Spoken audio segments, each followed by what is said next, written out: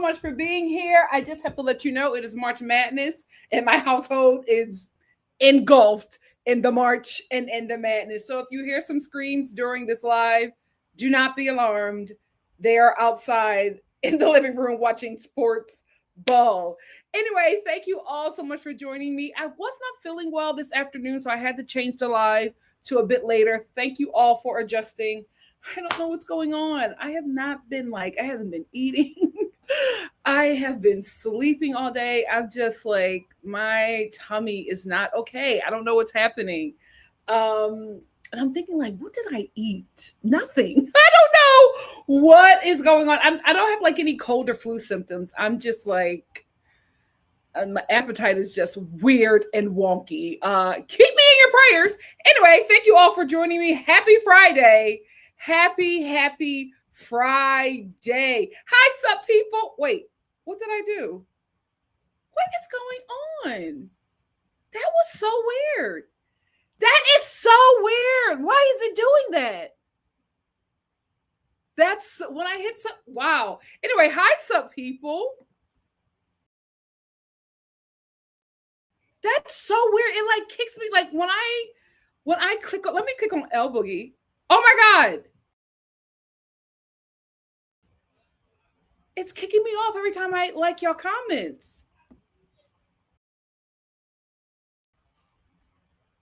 That's so weird. Hold on, guys. I'm going to leave and come back in because I don't know what's going on in StreamYard. I'm going to leave. I'll be back.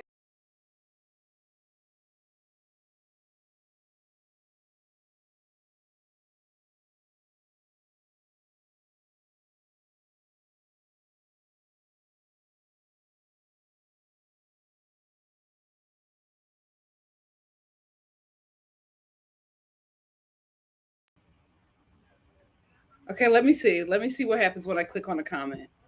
Okay, we're good. It was acting weird too. My camera, I was trying to come on before, but my camera wouldn't come on. I don't know. I do not know, but we're good. We're back. Hi, sup, people. Hey, Al Boogie. Shamiko said, night, Nikki, in chat. I hope everyone is having a wonderful Friday. Already liked the video and here for the laughs. Love from St. Kitts. Thank you for being here. Please make sure you like the video, guys. It helps your girl grow in the YouTube algorithm. Thank God it's Friday. Hey, Ryan, how are you? Oh, sounds fancy. Do it. Hey, Sarah. Sarah said, hey, Nikki in chat. Everyone keeps talking about how Ashley looks like a totally different person each scene. LOL. And spoiler, but I guess Alexis is pregnant by the felon. How? Oh, she's breaking my heart. Spencer said, hi, Nikki and Star fam. I can't wait to hear your thoughts on the show's 90 Day is a mess, especially with that man's daughter pressed about her dad's young black wife. It seemed like the whole family got a little black thing. Hey, Dwayne, thank you for being here. Hey, Megan. Hey, Shed. Hey, Josie. Spency said, can you make a ginger tea and praying for you? Thank you. Yes, I actually have that. I'm going to have that when I get off of here. I didn't want to have it before because I didn't know what it would do to the tummy. But I am actually going to do that. Thank you, Spency. Hey, Zora. Hey, Love Like You Are. Hey, IA. Thank you for being here. Hey, Tony. Thank you for being here. Some people said this season of Love After Life. Oh, it's good. It's a good one. Oh, I didn't. Thank you. Come on in the room. Whoa, come on in the room. Yeah, we got so much to talk about. I said, we got so much to talk about. I said, we got so much to talk about. So won't you come on in the room? Come on. Thank you, Tony. Nisha, thank you so much for the super chat. Nisha said, hey, beautiful payday. Sorry for the delay. Please do not apologize. Whatever you do, and if you don't do it, it's still a blessing. Your presence is a blessing. Thank you for being here. I wanted to give you a super chat on the Beverly Hills recap, but I had to pay bill. Don't apologize. Please, guys, don't apologize. It's a blessing that you guys do anything. Thank you so much. I'm here. I have not watched, I think. But I'm more triggered for the Beverly Hills recap. Yeah. Wait till next week, Nisha. Wait till next week. Thank you for being here. Sarah said, Alexis posted a video on TikTok of her cooking a plate for her felon, and she looks to be...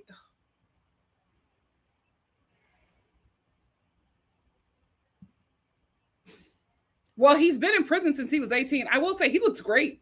for somebody who just got out of prison. Oh, red wine and popcorn.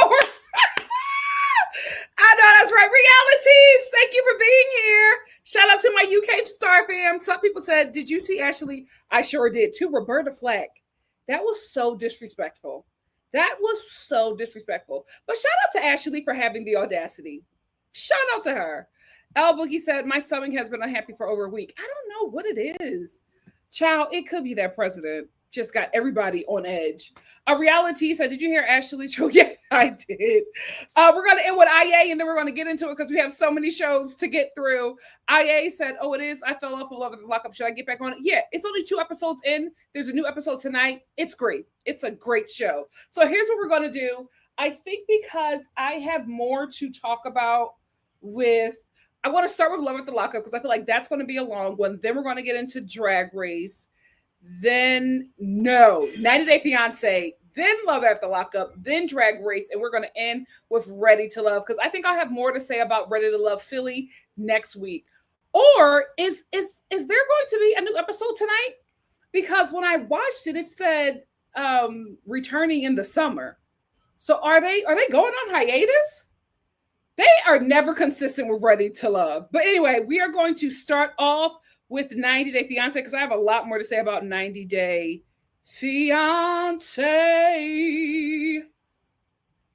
And we're going to see because I feel like with Love After Lockup and 90 Day Fiance, I think they might go a little bit long. If they go long, I think I might do separate lives for those shows moving forward. Let's get into this cast of characters. Like we always say, this 90 Day Fiance, this show is sex tourism. It's sex tourism. It's passport bros, passport hoes. We are always rooting for the non-American because we know that the Americans are taking advantage of the non-Americans. They actually go to these places and find people in destitute situations to prey on because they cannot find a compatible partner here in America because in America, there's a requirement for you to be a good person. That's just my opinion. Let's start off with Stevie and Marty. Stevie, I don't know why she doesn't recognize that this man is depressed. And I think she needs to let him go back to Iran before he becomes clinically depressed. He's so sad. He's so sad. This one is not scamming to be in America. He does not want to be here. He does not want to be in America. He is literally here for Stevie. If he could be with Stevie in Iran, he would be. He does not want to be here. Poor guy. Poor guy. Every time we see him, he just gets sadder and sadder, and he misses home so much. And like Stevie is getting sadder and sadder because her partner is so depressed here in America. And I'm like, girl, let him go back home. You need to figure it out. Maybe this relationship is not the one to go to distance. Neither one of you are happy.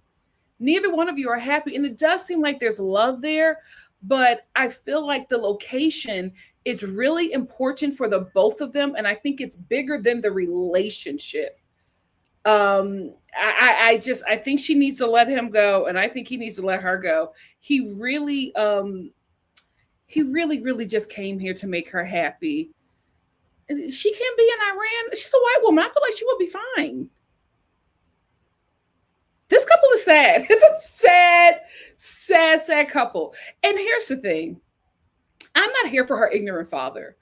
I just hate that. I hate when somebody is dating somebody from another culture. They learn nothing about the culture, and then they put them in an environment where they are going to be harmed and mistreated and talked down to by the people in their family. Like you guys know, I don't do the, bringing my partner into spaces with my family for them to disrespect them or mistreat them. Like, I just don't like that. I don't like that. And I feel like Stevie is not protecting Maddie by putting him in any space where her father is, because her father is extremely ignorant, bigoted, and damn near racist. And it's not fair to him. He's already depressed. He already doesn't want to be here. You have him in a white community. He is struggling, and then he has to deal with your bigoted and ignorant father. It's unfair.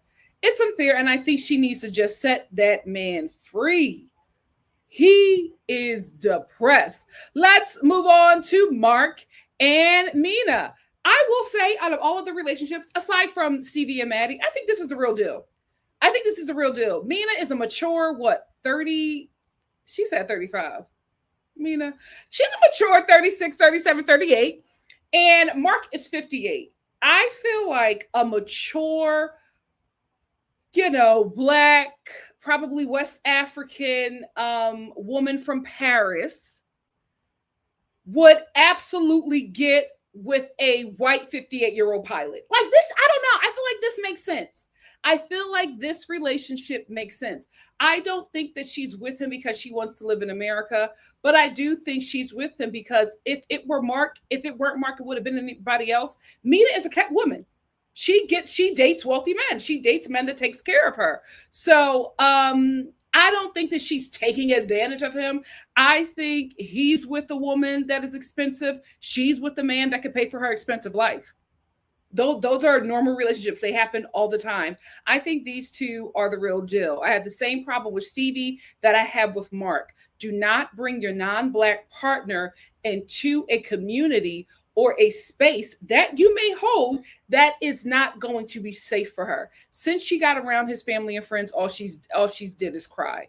And she has his child. They have a child together. So however anybody else feels no longer matters, because these two came together and created a human being. And the baby looked just like Mark. Don't look a damn thing like Mina. That's his baby. And her older sister, who is Mark's daughter, is actually going to not only create a wedge between her and her father, she's going to create an even greater wedge between her and her little sister, because she is extremely jealous that this little girl is getting her father probably wealthy and she is not. So Mark has a 28-year-old daughter and she's acting like she's protecting her father, and she's really suspicious of Mina. I'm like, it's too late. It's too late for you to be suspicious. You have a little sister. The suspicion is over. Y'all have to make this family work. And I think she's just being very protective over her father's finances, which, listen, I get it. I absolutely understand. I had to have a difficult conversation with my dad too about his finances and how he spends. So I absolutely understand. But at the end of the day, he's an able-bodied man and he made a decision. He made a decision to be with this woman. He made a decision to have unprotected sex with this woman, and they created a child. They have a life together. If you want to be a part of that life, you're going to have to, make a relationship with Mina. And by you telling your dad that she's taking advantage of you and causing all of this friction, I'm telling you, don't play these games with the father. He will always choose coochie over you. Like, it just, y'all can play these games with the mom. The mom will be struggling and crying and like, oh my God, I don't know. A dad will be like, well, I gotta go. You know what I mean? Like, there are like one out of a billion fathers who may fight for the relationship with the child, but normally they don't. They don't. They're not expected to be good fathers. They're just expected to be providers. That's all they are told to be. Provide. They're not expected to be good human beings. And I just feel like she is playing a game that she will not be able to win. He's not going to choose you when he has this ripe black coochie calling him home every night. He can't keep his hands off this woman. And they about to make another one. So I'm just like, girl, play your cards right. I'm pretty sure that you are concerned about your father's will and the fact that you're going to have to split your inheritance with the 2-year-old. I get it. I listen, my dad pops up with a kid every year. So I absolutely understand, but I just think she's fighting a losing battle and she's making it so difficult. You're going to make it to the point where your father may retire in Paris. He may retire in Paris because Mina is just not comfortable in his environment. You can't bring a woman from Paris and put her in Connecticut or New Hampshire, wherever the hell they're at. New Hampshire, she hates it. It's boring, it's old, it's tired, it's dry, and it's white. She doesn't want to be around that all the time. She wants to see diversity. She wants to see the city. She wants the life that Mark provides for her in Paris. So he's flexing on her, showing her this life in Paris, and then bringing her to New Hampshire. She's like, what is this? And then you're putting her in an environment around your entire family where they all think that she is scamming. Even if she is, it's too late. They have a kid. And he seemed like the type to adopt her son. So the daughter is going to be mad because you're about to have to split that inheritance 4 ways. Because when he adopts the son, he's going to have another kid with Mina. And if she gets bored again, she's going to have another child. So the inheritance is going, mama. You're getting a little corner. So just get off the inheritance and focus on building a relationship with your father and being nice enough to Mina that you can have a relationship with your younger siblings, because they are going to need you later in life, because daddy is not going to be around. Daddy's not going to be there. And you are going to be the only lineage that they have of him. Don't be Meghan Markle's sister. Be a good sister. Don't be jealous. Don't be hating because you think she got the best of your dad and she got the money or whatever. Be a good big sister, please. Now, Mina, that's his child. So you're going to have to make something work too. You can't get mad at her and just kick her out the wedding. Why are you making it hard for yourself? Let Mark see you trying to make it work. You already got him. Don't make it any more difficult for yourself or for your children. Because at the end of the day, even if you don't like that girl, your daughter and the kids and the children that the other children that you have with Mark are going to love her. That's her big sister. She's going to love that lady. Don't make it difficult for you or for your children. Just don't do it. But I just feel like Mark needs to get Mina in an environment that she also thrives as well. She shouldn't have to come here and live a life that they did not have when they were together. He showed her a different life in Paris, and he should keep that up, especially if he's a pilot and he's going to be flying around all the time. So she's going to be spending a lot of time by herself. Make sure she's in an environment where she is happy. Now, I don't think that it's a race issue with Mark's daughter and his family, because it appears that this family loves a black partner. His daughter got a little spicy boyfriend, and it seemed like one of his family members had a little thick sister. Because I was like, who is this other black lady? And then I saw her hugged up with Mark's little cousin, and I said, oh, so is every partner... Does everybody in this family have a black partner? This is the first time outside of the hood where I've seen a white family that is like turning their lineage black, because they're producing all black people. I'm like, oh, the whole family got a little chocolate obsession. Okay, girl. And I'm not saying just because you have a black partner, you can't be racist, but I don't think it's race. I think Mark's daughter is upset about the money. Because the dad he coined up, especially if it's a private pilot. Dad is coined up. And every time Mina has a kid, her inheritance gets cut in half. That's the only thing she cares about. That's the only thing she cares about. And I don't ever see her interacting with that little sister. That's my concern. Because you're jealous of a 2-year-old, grow up. But I think these two are the real deal. I really, really, really do. Mina, find your people in New Hampshire. I'm pretty sure they're there. Find your people. Get with that community. Have fun. And if you can't find your community, your people, you're going to have to make it work with Black Americans. You're going to have to make it work. Because they're going to be your saving grace. And they're going to help you survive being in that white family. But I don't think you're going to need too much help, child. I don't think, because listen, give it a generation or two, that bloodline is going to be black. Wow. In New Hampshire? I didn't know they were swirling like that. I did not know they were swirling like that. Oh, last thing before we move on. Mark, you're also loving this, and you're creating a huge problem, because you created this family. You're the head of household. You sitting there not doing anything, saying, oh, I want Mina to get along with my daughter, and I want my daughter to get along with Mina, but you're not setting any boundaries. You're not putting your foot down. You're not letting your daughter know you're not going to talk about my future wife like that. And you're not letting Mina know you're not kicking my daughter out of our wedding. You have to put your foot down. If you want order in that household, you will get order, but you like the attention. So you won't say anything. And also, Mina not catering to them when they all came out there for the baby's christening? Absolutely not. That is her time to shine. The christening is about the baby and the Lord. It's absolutely for the mother. How dare you? That is her time to shine. That is her time to be Ave Maria. That's her time to shine. So she's saying hi to you, but then she's going over there and she's prancing around with the baby. And that's her time to shine.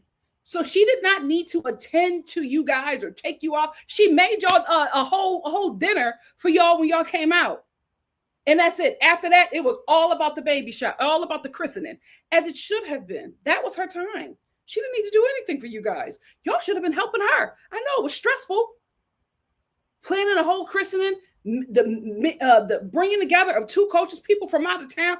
I know she was stressed out of her mind. And she's African, so I know it was a lot of people. I know it was a lot to get together. I know the family was late, so they had a huge problem with that. Oh, she was late. You're marrying a Black person. They're going to be late. It's something in the bloodline. Black people do not like showing up on time.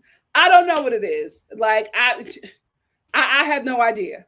I was saying, oh my God, maybe it's slavery. But then to find out that it's a Black diaspora thing. Black people just don't show up on time. It's not our thing.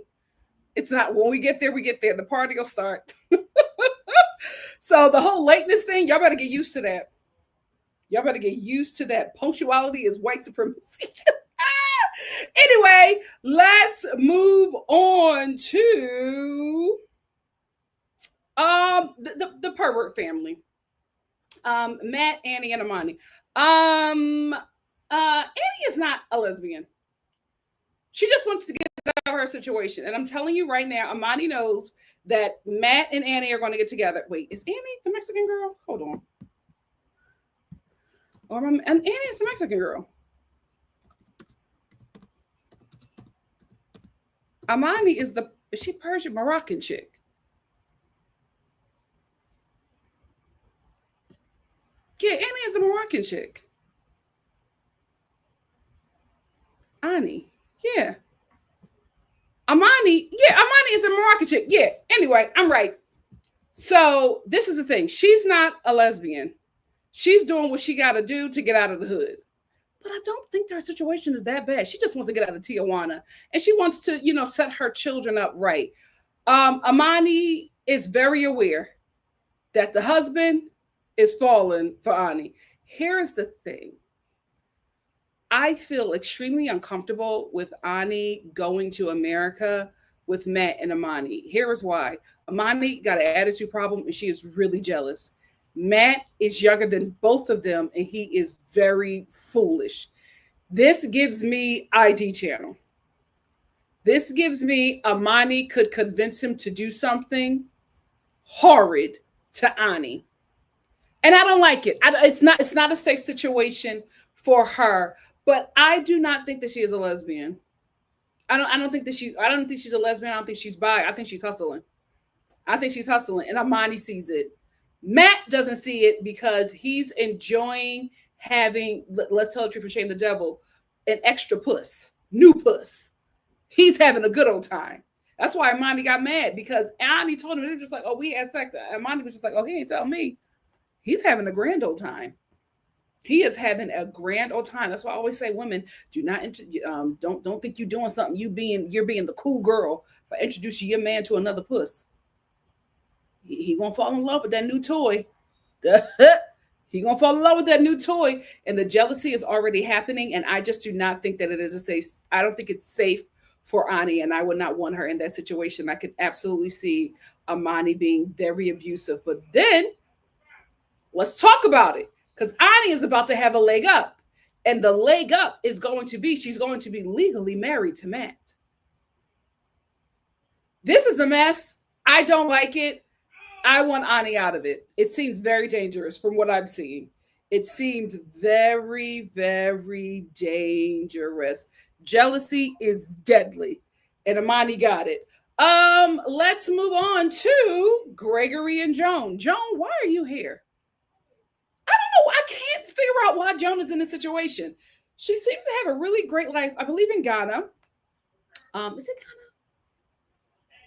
Yeah. She seems to have a very great life in Ghana. She's giving up a lot to be with Gregory. And I'm like,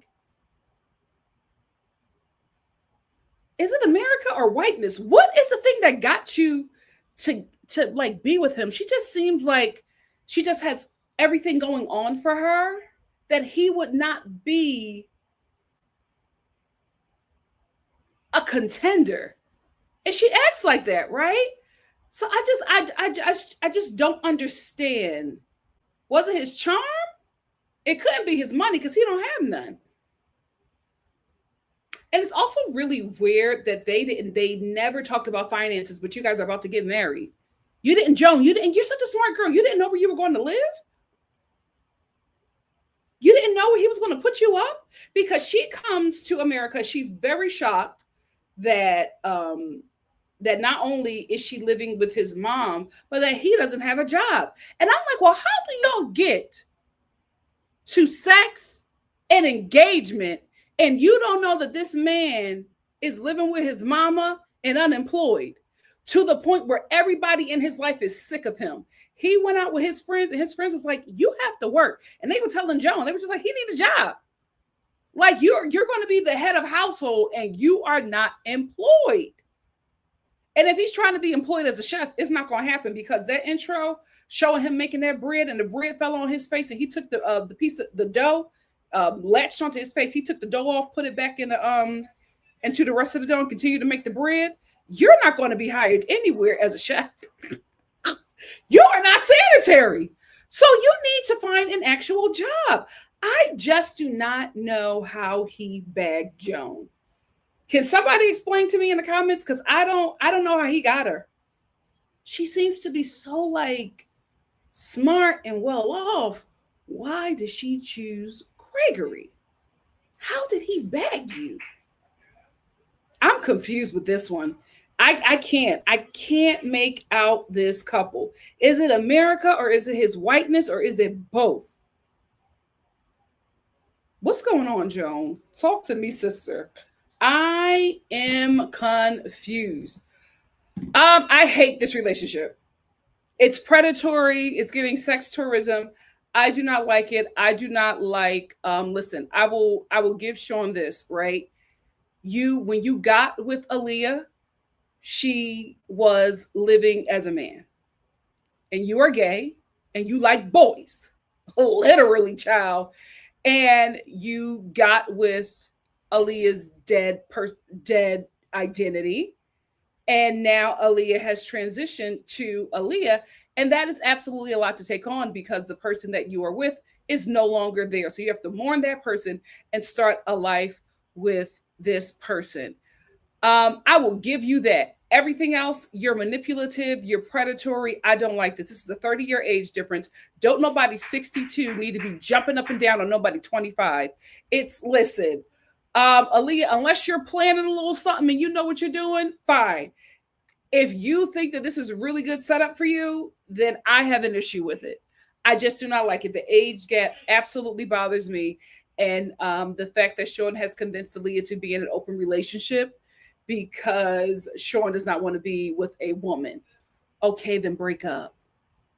Then break up. It just seems like he's taking advantage of Aaliyah, and I don't like it. I haven't got that Aaliyah is like scamming back. Now, if Aaliyah is scamming back, okay, do what you got to do. Aaliyah trying to get her and her family there and get some money from this old dude. Do what you want to do. Your brain is fully developed at this point. So, okay. But it doesn't look like that yet. It looks like a child and their father. I'm uncomfortable. I'm uncomfortable. And them kids better not have nothing to say to Aaliyah. Nothing to say to Aaliyah. Like, she's going through a lot in that relationship with grandpa. Okay. I don't like this. And I think I don't like it because I think that I haven't seen Aaliyah scamming. Now, if Aaliyah starts scamming, I would be all right. But right now, I'm uncomfortable. I'm uncomfortable. Next up, we have Shekinah Glory and Sarper. I don't believe them. I don't believe them. I think that this is just a commercial for the both of them. Maybe they are in a relationship. Maybe they're not. I just don't believe it. Shekinah's co-worker trying to fight Sarper over being with Shekinah. All of their scenes seem to me so fake, so overly produced, like them. I just don't believe it. I don't believe it, and I'm not interested enough. It's not chaotic. Like if it was a chaotic mess, I would be engaged, but it's not. And I just don't believe that there's a love story here. It's just giving opportunity. And I don't believe it. I think two friends got together and found a way to scam to get on TV. I don't think that this is the real thing. Juan is not going to be there long. Like, he's just not. He's Juan is a single guy. Juan is a single guy, and he does not want to be in no honky tonk white town, no poor honky tonk white town where there's nothing to do raising your kids. A baby is not going to keep him. I don't see this relationship lasting at all. Juan does not want to be tied down. He's already missing that boat. He's been with this girl for like not even a week, and he's already ready to get on a boat. And if the cheating won't do you in, he might just do you a favor and leave on his own when he gets legal. When he gets his own little paperwork and he don't need you no more. But I don't see Juan staying after he, under this administration. I don't know Juan. But after he gets legitimized, I don't think that he's going to stay. He don't want to be there. He does not want to be there. Now, if they were in the city and she didn't have any kids, maybe they just had that one baby, maybe. But I don't see him wanting to settle down at all. And you know what gagged me? Two things gagged me. Juan sat down with Jessica and her friends, and they were grilling him about cheating on Jessica. And the friend was just like, "Did you cheat on Jessica?" And he was like, "Yeah, I did it. What's your problem with it?" I was like, "Oh, he talking heavy." He said, "I did it. And what about it?" So that gagged me. Another thing that gagged me was that Jessica's friend just broke down. She was like, "Oh my God, I can't believe." Jessica watched that. Because your man got a wandering dingaling. Just watch that. She for me, I was like, I get being disappointed, but it was just like something about it was a little wonky to me. But Jessica was just like, "Oh, I already knew and I forgave him." So Juan got the upper hand in this relationship. She's not going to give him any standards. She cheated on him. She tried to cheat back, couldn't go through with it. And Juan is already making her feel bad about just talking to her ex when he stuck his whole dingling in another person. And she's like starting to feel bad for that. So I'm just like, oh, he has the upper hand. He has the upper hand in this relationship, and he has no intentions of staying or being faithful. Jessica, why did you have unprotected sex with a stranger? That's the thing. The child brought them together. It's not going to keep them together. Anyway, that's all I have to say about these couples. I got everybody right. Yes. What do you guys have to say? Let's get into it.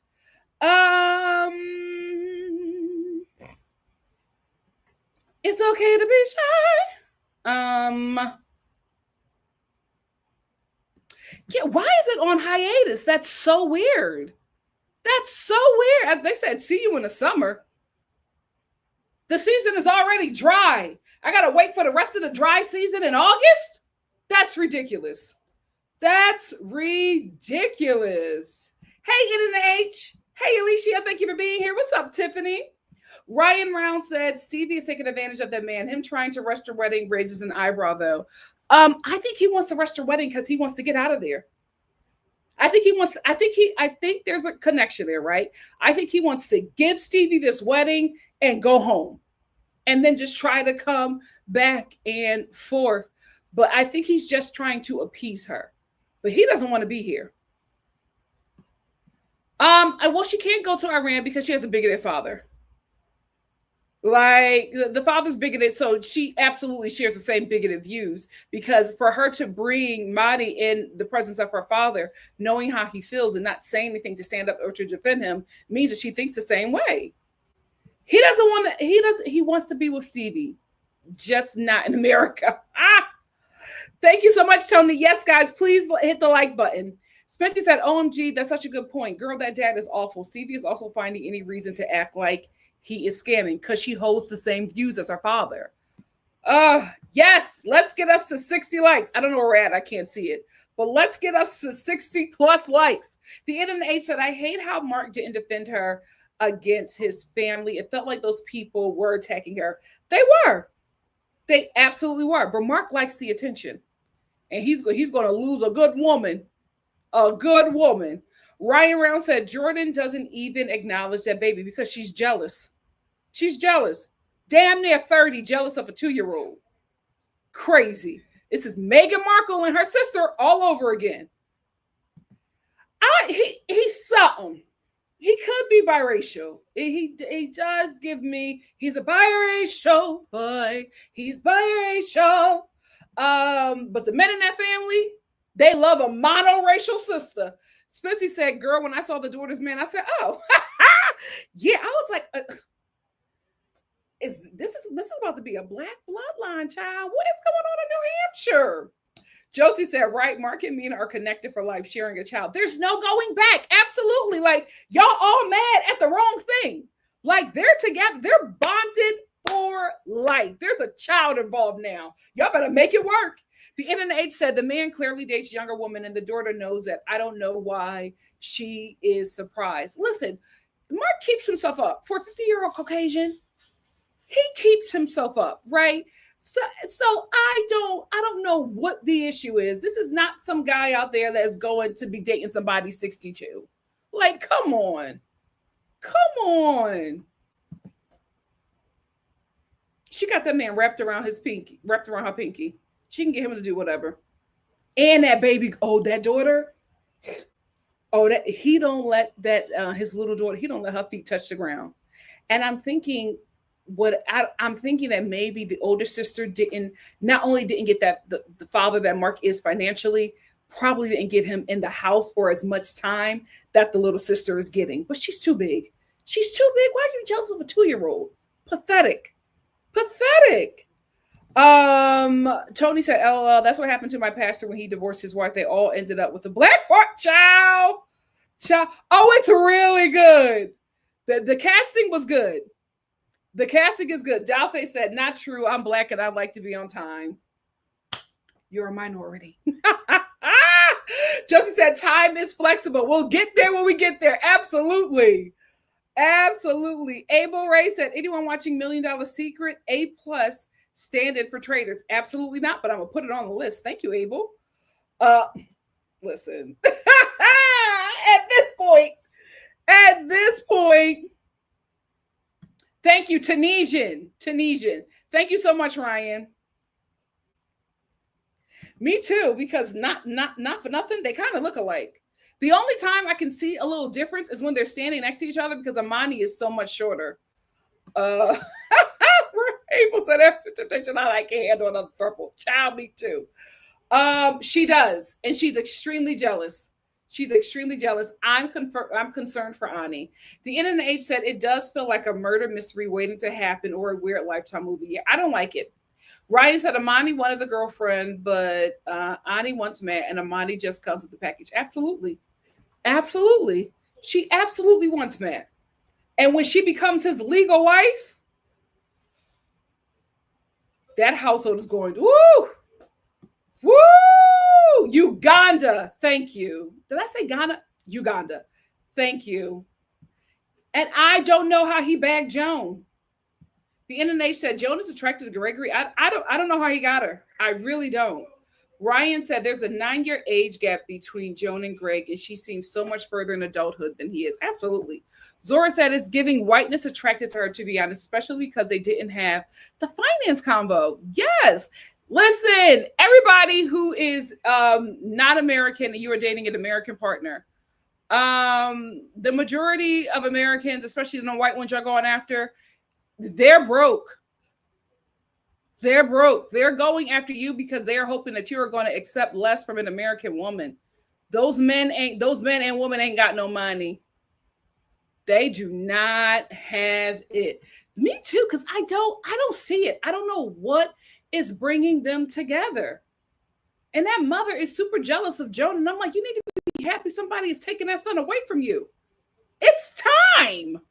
Kiki said, I'm late to the live, but hey, Nikki girl, hi, Star fan. Hey, Kiki. Some people say poly relationships always seem to be so stressful. Yeah. Child, I don't know how people do it. Hey, so Seth, thank you for being here. He was so disappointed in him. He said, it's time to get a job. Good friends. Good friends. He needs to work. That bread that was on his face. Ugh. Zora said, Aaliyah is so beautiful. She absolutely is. Sean makes me super uncomfortable. Yeah, he should not be with somebody in their 20s. That's sick. That's sick. You know, I didn't want to say that, but it is giving that. And he's trying to make it seem like, oh, well, I got with somebody and now I can't be around that person. And I'm just like, at least just protect your partner. Because when your friend is constantly calling Aaliyah her dead name, you know that makes her uncomfortable and you're not checking your friend in front of Aaliyah. I don't like this relationship. Hey, Nora, thank you for being here. I don't know. I don't know. I just don't. This relationship makes me uncomfortable. Yes, they're watching a basketball game. The internet said the relationship seems weird, and I hate Sean using Aaliyah's dead name and making her feel bad about it. Absolutely.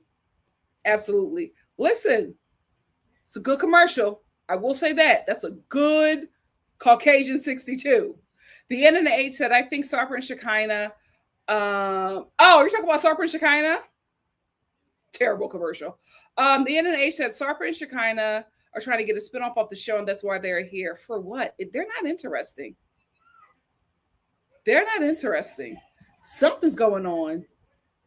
That was just like that reaction. I was like, what is going on? Hey, cool, relax, 1982. Hey, Nikki, I don't watch these shows, but I caught a live. Thank you for being here.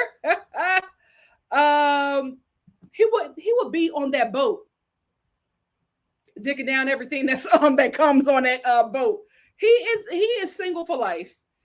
T Mo said, by the way, Stevie has 2 kids, so that's also why she can't move to. I forgot about that.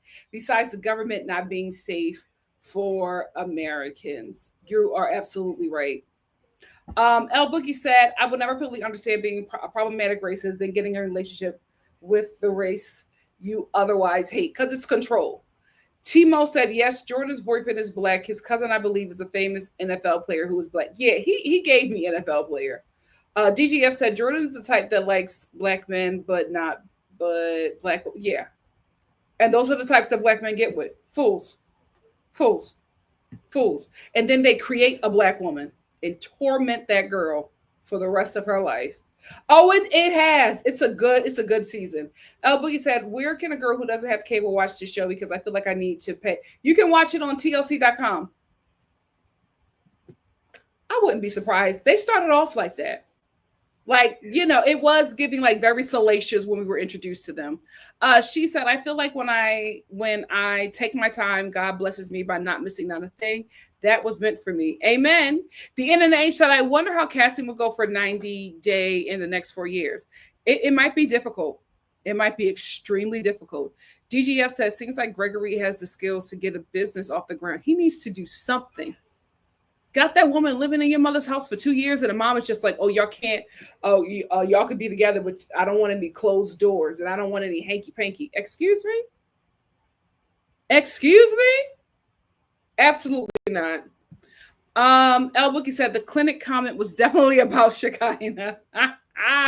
Me either. I don't think the kids are allowed on the show. I haven't seen them. Oh, it's always about control. They don't feel like they can control their lives because they didn't get the portion of life that white supremacy promised them. So at least they can use their whiteness to subjugate and humiliate and make a non-black person submit to them. And they will a non-white person submit to them. And there will always be a non-white person signing up to be enslaved by a white person. Always. They will always be readily available. El Boogie said, Nikki girl, have you watched those videos of biracial girls? Yeah. And a lot of them says the first time they were ever called the N-word was from their mother. Ugh, just sad. DGF said, I wouldn't leave Maria alone with Jordan. Ciao. Ciao, ciao, ciao, ciao, ciao. Let's move on to love after lockup. Let's get the notes. Let's get the notes. Where is it? Here we go. Let's start off with, where are they at? Savannah and Bradley.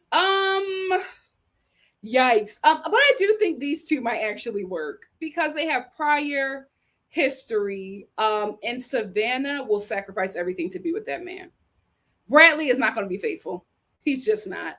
He's not going to be faithful. He is not going to treat her right.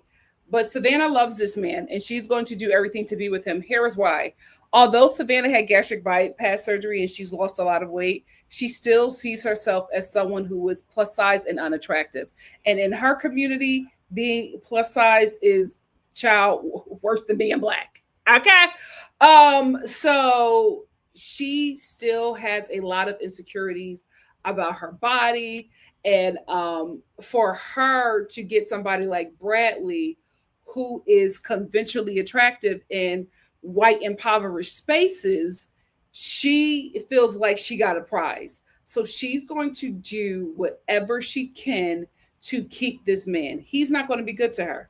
He's not. But she's going to do everything that she can to keep him, even getting pregnant. So I absolutely, because didn't she even say, I'm going to take my IUD out or something like that? Oh, she is the type of woman who thinks that a baby will make a man stay and treat her right. It won't. It'll make him leave you even quicker. But these two may actually go the distance because of Savannah, not because of Bradley. I will say, when he got out, he was instantly annoyed, which made me think, is there somebody else? He was so annoyed when he saw Savannah. And even in a car, he was getting frustrated. I'm just like, you just got out of prison and you're complaining. You have a poor demeanor. Do you want to go back or do you just not want to be with Savannah? And then he goes over to Savannah's mother's house and the mom like runs up and jumps in his arms. And I'm like, isn't this the same lady that said that Bradley was going to do her daughter dirty and drag her through the mud and he wasn't a good fit for her? What are you? She was like, oh, she almost like was in tears about seeing Bradley. Even Bradley was surprised. He was just like, hey, what's up? And then she's like, I work with fellas. I help them, get on their feet and I'm going to do the same for you. I'm like, you don't like him, right? I was so confused by that. I was just like, I thought you didn't like him. So why are you jumping in his arms, telling him that you're so proud of him? You're going to help him go straight. Like, it was just weird. It was just weird. What's more weird and downright disgusting is the way that Bradley talked about Savannah's body. And I'm telling you, the fact that he told us, the audience, I know he told her to her face. I know he told her to her face because Savannah is self-conscious about her body. She had the gastric bypass. And then she gained a lot of weight some weight back in her sobriety. And she got a tummy tuck because she had a lot of skin. So she's very self-conscious about her body and showing her body to Bradley, only for Bradley to say in his confessional that she does look different. He was just like, yeah, when she was using, she was 130. Now that she's no longer using, she's a good 150. And 150 on a 5'4" body, that's a difference. Excuse me, you have a prison gut. You have a prison gut and butt. What are you talking about? But he can talk like that about Savannah because of her insecurities, which I was saying yesterday in my live. Men like Bradley seek out women who have, it's like so many insecurities, and they tap into that one insecurity that he knows that he can use to control her. And until she gets free of that man, she'll always be self-conscious about that body because he is a trigger. He is a trigger. Let's move on to this chaos. This chaos. This chaos right here. Alexis, Julius, and Ashley. Julius has been in prison for 6 years. He went in as a child, 18 years old. 18 years old. He went into prison. Now he is out of prison and he is juggling two women, Alexis and Ashley. This was really sad because here's the thing. Ashley is broken, right? She was with a guy who was not good to her. She got pregnant by the guy and she miscarried. Right around the time that she miscarried and was mourning the loss of her child, her fellow CNA, CNAs, you and the criminals, you have got to stop. Y'all love a criminal. What is that? What is the relationship? CNAs love criminals and nurses love cops. What is that? Anyway, while she was mourning the loss of her child, her CNA bestie, Julius's sister, hooked her up with her brother. And I guess he told her what he needed to tell her to make her feel safe and special. So she became consumed with him, and that got her mind off of losing her child. So he came in during a time of mourning and a time of trauma for this woman, and just was able to get her when she was not in her right mind. And now she is caught up in this chaos with this man.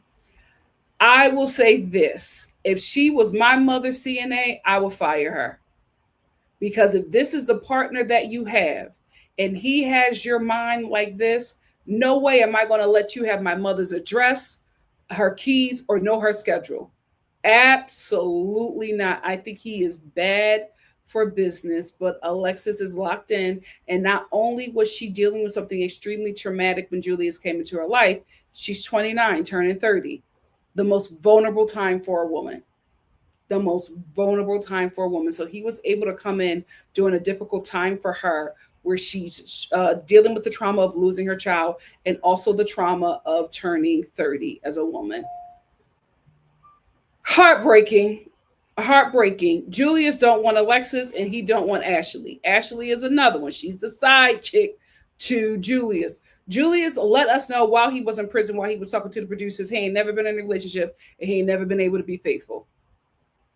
So he's already letting us know that he is about some mess. Already letting us know that he is going to make Alexis weep. I don't think he's going to make Ashley weep. I think he's just going to make Ashley fight. But Alexis is going to weep. So anyway, Alexis waits outside of prison to pick up Julius. Julius's friends show up. Let's talk about Julius's friends. Why are all of his friends Julius variants? Like biracial menaces to society. They all like look alike, act alike, dressed alike. It was weird. It was like they were all like Julius variants or Crazy Bone. Was it Crazy Bone Tethers? It's so weird. I'm like, you all look like you are in Crazy Bone cosplay. It's so weird. I will say, Julius's friend that looks like a hobbit, I think he will keep him on the straight and narrow. But the friend that showed up with Patron in his cup, get away from him. Get away. Why the hell would you show up to somebody's prison release with Patron in your cup? How did you get there? You drove? Oh my God.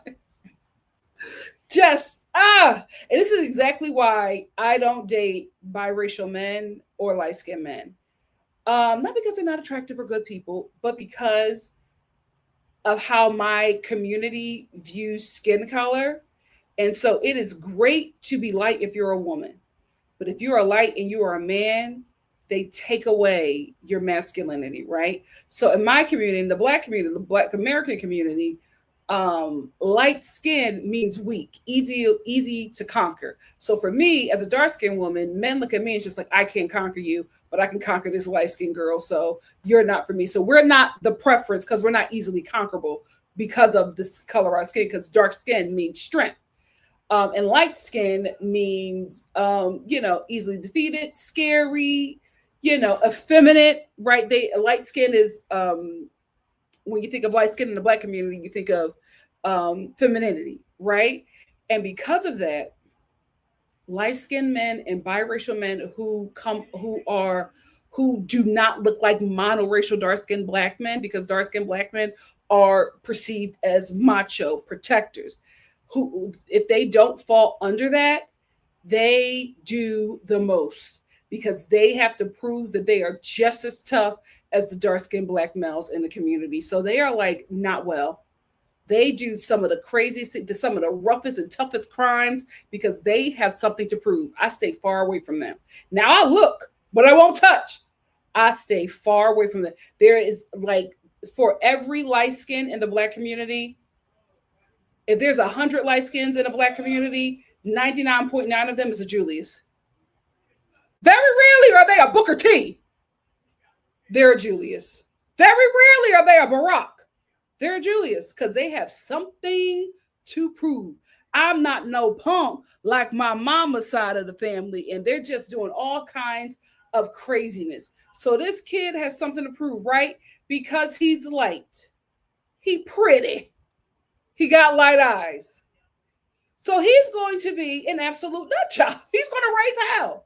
He's going to raise hell, because he got to let you know I'm just as tough as the dark-skinned brothers in my community. And poor Alexis, poor Ashley, y'all signed up for the crazy train straight to hell. Straight to hell. So anyway, the Julius variants comes to pick up Julius, and they're like, come ride with us. Don't ride with Alexis. So Alexis is already upset because she didn't know that they were coming to pick up Julius. And then they leave with Julius. And she's just like, I didn't spend all this money on this man, and I didn't sacrifice so much to be with him. He doesn't care, because he doesn't want you. He doesn't care about the sacrifice. He don't care how much money you spent. Those men in prison will tell you what you need to hear so they can get whatever they need out of you. So while he's riding with his boys, he calls Ashley. A menace to society. And Ashley Alexis signed up for this. Gorgeous woman, bright future, flushed it down the toilet for a biracial menace. Ashley gonna be okay. Ashley gonna be okay. I don't think she's still in the picture. I think she might have had a couple fights, threw some drinks, and then got out of it. I don't think I feel like she's not as attached to Julius emotionally as Alexis is. I think Ashley's whole thing with Julius is sexual attraction. Alexis is in love with him. Julius got her heart. All Julius has on Alexis is her coochie. And if it ain't good, she getting out. I don't think she wants anything else from that man. She's just attracted to him physically. Also, Ashley, you're catfishing Julius. You don't need to, though. You use heavy, heavy filters that not only make you look old, they make you look Puerto Rican. You don't need those filters, mama. You don't need those filters. Let's move on. Ooh. Julius has been in prison since he was 18.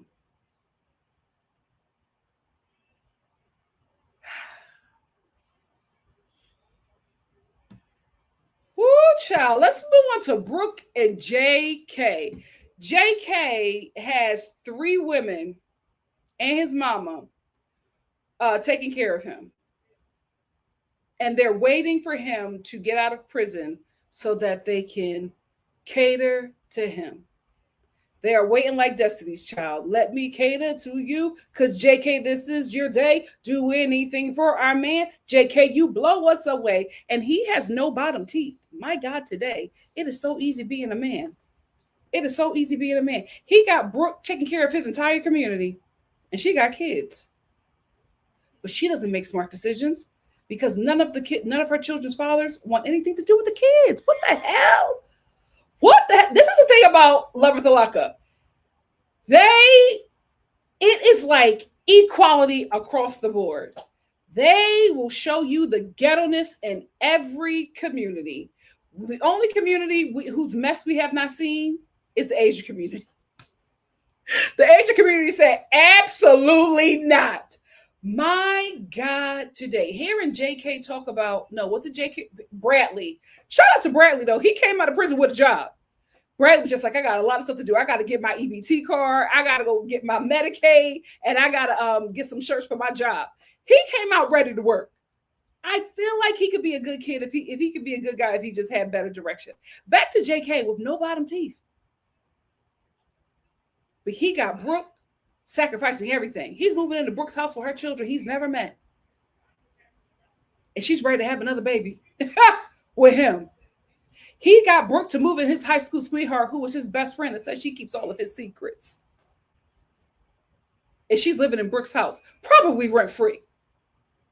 And he got another chick waiting for him to get out of prison. And his mother is the problem. And why I say that, when his mother is talking about how her son is a womanizer, she's smiling. She thinks it's cute how he mistreats women. She's recalling a story of how she was on the phone. He said he gave her the phone and said, talk to my girlfriend. And she calls the girlfriend a different name because she only knew of another one. And he got mad at her because it was a different girl and she was talking to her. That's JK. He's a woman. You raised a womanizer and a felon. What are you smiling for? What are you smiling for? You failed. You did a terrible job. There's nothing cute about how your son manipulates and mistreats women. You are the problem. And that's why you're sitting up there in them big and tall shirts and single. Because don't no man want to deal with that. Anyway, so JK is getting ready to get out of prison. Brooke is already ready to fight the other girl. I forget, what's the other girl name? Brooke is ready to fight Alex. She's like, because if Alex shows up, I'm putting hands on her. How pathetic. You're about to fight another woman over a man who doesn't have any bottom teeth. White poverty is insane. White poverty will blow your mind. What are you like? And here's the thing. Everything that they say is attractive about JK, y'all want a black man. Y'all can't bring one home. Because everything that y'all like from JK, he got from black men he's been incarcerated with. That's it. You want a black thug, but you're going to settle for JK. But anyway, she's talking about getting there to see JK and being ready to fight if Alex shows up. Let me tell you something. JK is going to bang Brooke, Alex, and his best friend that keeps his secrets. He's going to bang each and every one of them. And at some point, they will all find out about each other and they will not care because they will probably all be pregnant together. This is a hot mess. It's going to be great TV. It's going to be great TV. Before we move on, I will say this. Love at the Lockup. Y'all absolutely have the money. Y'all absolutely have the money. Why was Brooke and JK's mom sharing a Motel 6 room? You couldn't have spent another $99 and got his mother a different room? When they got into that old, decrepit, cracked out bed together, I said, mother couldn't get a separate room? Love at the Lockup. You are so cheap. Y'all are making buku money off of these people. You could have got her another room. You could have got her another room. Let's move on to Brooklyn and Brian. Brooklyn, is Brian worth losing your job? Because I'm sorry, if I was one of the parents that you coached, if I was one of the parents of the kids you coached, I'm complaining. I'm complaining. You got this guy from prison got your mind like this for 6 years. You don't make smart decisions. So I'm not going to have you around my child. Absolutely not. Brooklyn, trust fund kid, her mother, there was some neglect at the hospital. So after her mother had her, she had some complications from her pregnancy. She passed away, and it was found out that it was the hospital's fault. So she received, her mother received the settlement, but it went to her children. So Brooklyn has a night, especially if it's like a hospital is found guilty of killing a person. Her settlement is crazy. I wouldn't be surprised if she got millions, right? And she got it probably in the 80s or like 90s. So that money has been sitting, right? Until she got to a certain age and she was able to have access to that trust fund. And she is using it on Brian. And her brother she had a little scene with her brother who she got mad at because the brother is just like, don't be using that money on that man. That is for us to survive. And I honestly feel like, Brooklyn, no shade, and forgive me for overstepping my boundaries, but I don't think your mother would have wanted this for you. I don't think so. But what's happening? I've seen it happen with a lot of these women on the show. These guys that they met in high school, they like form these relationships again with them when they get in prison. Like for some reason, these men get incarcerated and they reach out to their high school sweetheart. Why are you thinking about the girl that you? Maybe it's because they went to prison right after high school. Maybe that's what it is. But these men are reconnecting with girls that they dated in high school, and Brooklyn is one of them. Brian didn't like her enough to date her, but now he liked her enough to date her in prison for 6 years. And Brooklyn obviously knows that there are other women. So I don't think that she's smart enough to know that this man will not be faithful to her, but not smart enough to know that she should not be spending her inheritance or her settlement on this man.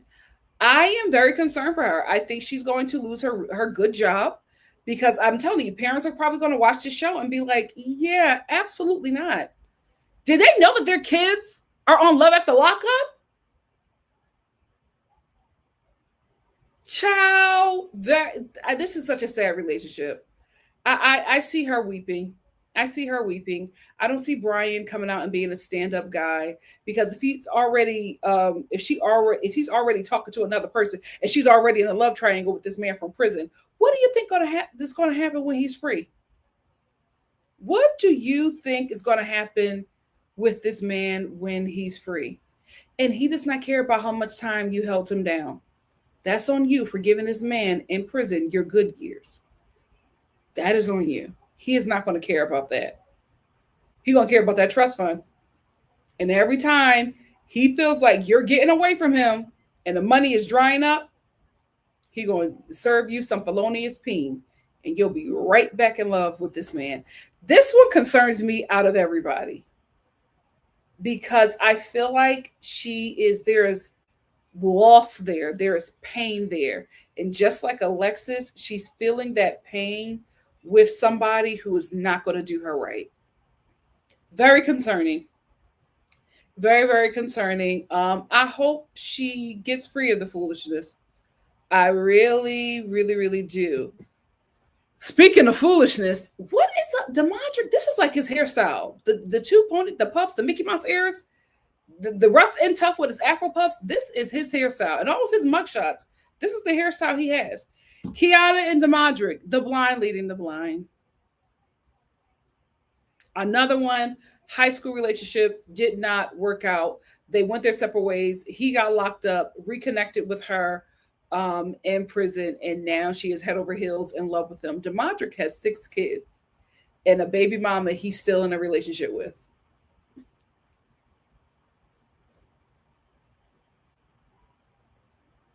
Kiana's family ain't worth change for a quarter because I do not care if you are friends with Demadric's family. Y'all know who he is. This guy has 6 kids, right? Why would you want Kiana to be with him? And I feel like her stepdad just loves her so much. He just coddles her because her stepdad was very like, he was involved in this entire process. He picked up Kiana. He drove her to Demadric to go pick up Demadric. Kiana and Demadric were completely disrespectful in front of this man. Listen, I'm no prude, but I just feel like tugging somebody down, grabbing on butts, playing with dinglings in front of your elder is a little disrespectful to me. Like Kiana didn't have any respect for her stepdad and Demadric didn't. Because I'm just like, he's literally sitting right there. Kiana's twerking on a peen like, oh, I can't wait for you to get the... What the? Your stepdad? Like, I'm no prude, but come on. Come on. And then she's trying to give Demontric a handy, and her stepdad's just like, what y'all doing back there? What the hell is going on? This is a weird family dynamic. Anyway, she picks up Demontric. I think they're gonna like get his release papers or something they have to do at some place. It's not a halfway house, it's like a release center. And they say, oh, he can't come out. For whatever reason, Demontric is not going to be released. Kiana has a whole breakdown. She starts crying up her eyelashes. Her wig is lifting. Her stepdad is sitting there, like not knowing what to do or how to make anything better. But as of right now, Demontric is still, not right now, but on the show, Demontric is still being held at the release center. So for whatever reason, he cannot be released. And Kiana is just so heartbroken. This show is so messy. As we're watching Kiana's wig lift, her crying, she's breaking down because Demontric and his Afro puff, she can't see him. We cut to a scene where Demontric's sister, who, let's talk about the sister, very messy. Kiana and Demontric's sister are not close. And I was just like, you know what, Kiana, you're trying to be a part of this family, right? You're already calling Demontric's 6 children your children. Yikes. Yikes. Crazy town. You're trying to be a part of this man's family, so make it work with his sister. But then we see this scene of Demontric's sister calling Demontric's baby mama, who he still is like in some kind of weird relationship with. And she said, yeah, Kiana just left here. And I'm like, oh, this is why she doesn't like you. Because you're messy. Because you're messy. The sister is a problem. She is a problem. And she's like, yeah, Kiana just left. And the baby mama's like, girl, I don't care about that because I just got off the phone with another one of his girls. There's another B. There's not just, it's not just me. There's another B. So it's Kiana, Demontric's baby mama, and another woman. Kiana, please get away from this man. I hope she's not pregnant by him. Please get away from this man. Let it go. The little high school fling that y'all had, leave it at 14. Leave it in the past. He's not good for you. He is not good for you. Let's end with the most tragic relationship on this show, Michael and Joey. Michael has been on meth for almost 20 years. It's a part of his DNA at this point, and he's been back and forth to prison since he was 24. So not only does he have a meth addiction, he has an addiction to prison because he doesn't mind. Joey was just like, the last time he went to go see him, he was like, don't come back. He was like, oh, it'll be okay. I'm fine in here. You're fine in prison? What the hell is that? He's fine in prison. Maybe he's fine in prison because he can stay clean in there. I don't know. But he has an addiction to meth and prison. I will say I knew that Michael's addiction was tied to his identity because we get this scene after Michael gets out of prison. We get this scene in his confessional where he's crying and he's saying he prayed to God so much for him to be straight. And it just never happened. And he said he was hiding, who he was. And then he went to the Navy. I have been hearing for years that the Navy is gay, child. They call it the Gavy. Okay.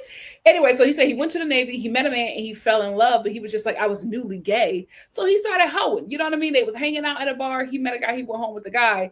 And the guy that he met at the Gavy was just like, no, like, I don't like what you did. We were in a relationship and you hurt me. So he broke up with him. And to get over that, he went out to go hang out with some of his friends, and his friends were doing meth and they introduced him to the drug and he was like instantly addicted, right? And then he kind of went back into the closet when he got out the Gavy.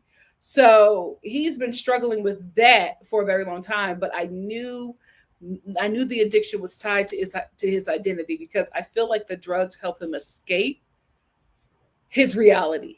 And his reality is he's a gay man and he doesn't want to be.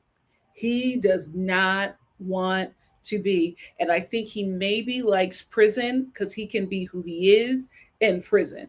Because he's not using when he's in prison. And I think this is just because he can be gay Michael. But in the real world, he has to be straight Michael. So anyway, Joey, I don't like this relationship because Joey comes from a family of addicts. And Joey's family is, and Joey is very concerned that his relationship with Michael is going to make him use again. And I'm actually concerned because Michael wants to use. When we see Michael get out of prison, his first confessional out of prison, he's telling the producers he's thinking about when is he going to get some alone time so he can go get some meth and hoping that he's going to be okay. And Joey uses with Michael, and Joey's family are addicts. So they're very concerned for Joey that he might use. And Joey keeps on leaving the door open that Michael may take him back to his addiction. I'm just like, so why are you with him? And here is why Joey is with Michael. Michael's the hottest guy he's ever been with because Joey does not think that he's attractive. So Joey will put himself, his life, and his sobriety in jeopardy to be with Michael because Michael is the most attractive guy that he has ever been with. Here's the thing with Michael. Michael loves prison. Michael loves meth. He doesn't want to stop doing meth, and he also misses prison, and he also has no intention of being monogamous with Joey. A disaster. A disaster. And Joey don't know none of this. Joey don't know none of this. I just, oh my God, none of these relationships should work. I need them all to fall apart. This is not a good match. It's not a good match. It's not a good match. It's a good season, great casting. Every relationship is scary. It is scary. That's all I have to say about these couples. What do you guys have to say? Let's get into it.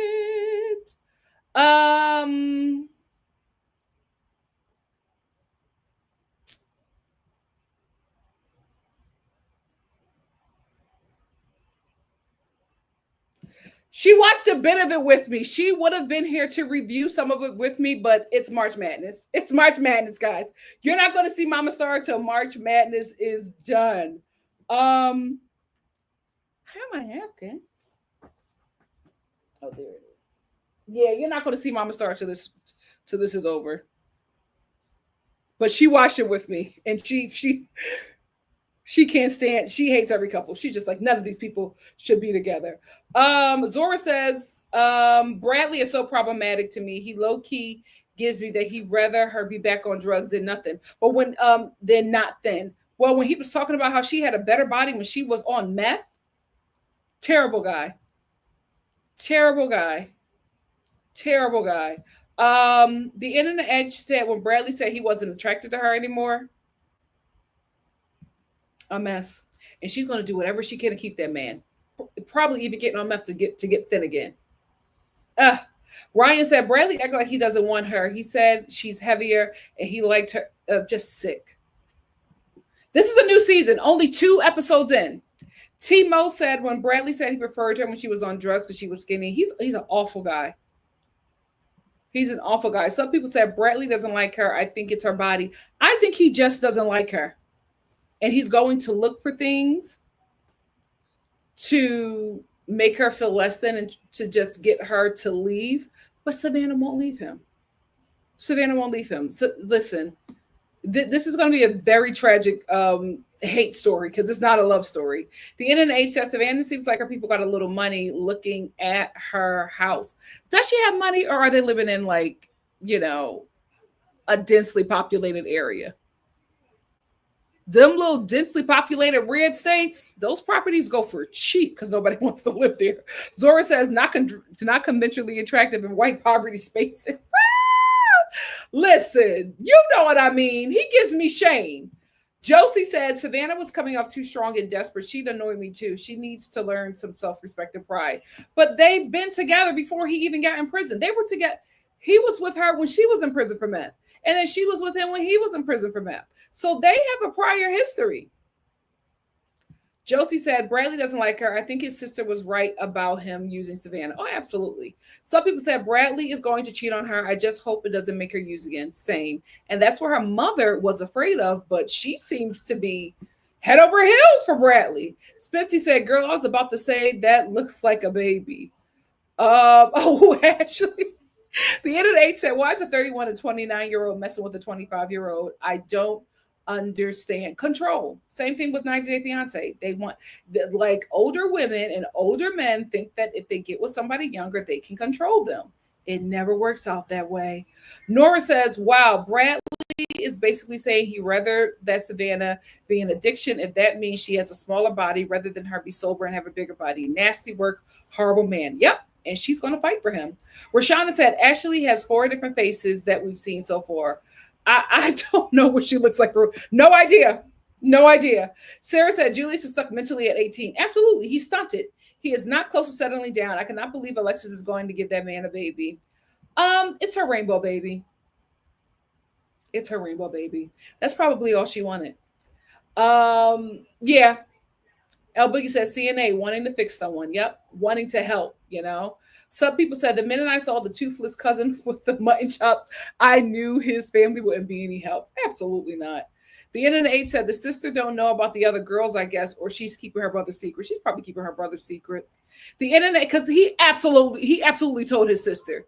The NNH said, why do you want to be with a man who never got to be an adult in the outside world? Control. Oh, basically that for a lot of women, society deems you as a wasted woman if you are not married and barefoot and pregnant by 30. So a lot of women start to crash out at 28 and they start to crash out and settle for every and anything. It's not until 33 where they start to wake up. Some people said if we fire every CNA with a thug boyfriend, we won't have many left. We won't have any. Sarah said Alexis is currently playing house with his kids, serving food on paper plates. It's not. But again, he's stunted by prison. She's stunted by trauma. Spenty said, I just saw a clip of him getting out, and those men look rough. Julius looks the best. He does. And he was in prison for 6 years. Josie said, Julius and his friends look like characters. Absolutely. Every time. Every light-skinned I know was in prison. Every light-skinned man I know was in prison. Absolutely. Oh, those are his cousins? I thought one was wait, those are not his cousins. I thought one was his sister's boyfriend friend, right? Sarah said Julius is going to give Alexis hell during postpartum if he's not already. He probably is. Timo said Ashley's not as attached to Julius because she's never met that man. Alexis has visited him in prison, so their relationship is more real. You're right. Yeah, she does not, but she is catfishing the hell out of him. Literally, but he literally is. You got to give him time to grow, to mature, to acclimate to the real world. Zora says, so you mean to tell me that Bonnie isn't trying to be with JK and Brooke like she was with him and Alexis? Absolutely not. Rosie said, JK ain't got any teeth, but the bar is in hell. Oh, he loves a thick white woman. Oh, he loves a thick white woman. Some people said Brooke never even met the mom until she was going to get him from prison. Because the mom probably didn't want to meet. El Boogie said, no bottom teeth, no bottom. Me and my cats and my red wine and popcorn are good. Aja said, all the women plus the mama look the same. True. Josie said, Brooke has been abandoned by both baby daddies, but is so excited to collect another one in JK. She is nothing. The NNH said 3 women dealing with a man with no teeth, a mess, and they will fight you. They're ready to fight physically over that man. She thought it was cute. I'm like, there's nothing cute about this.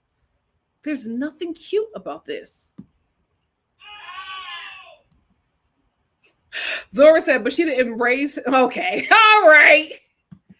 All them outfits, big and tall.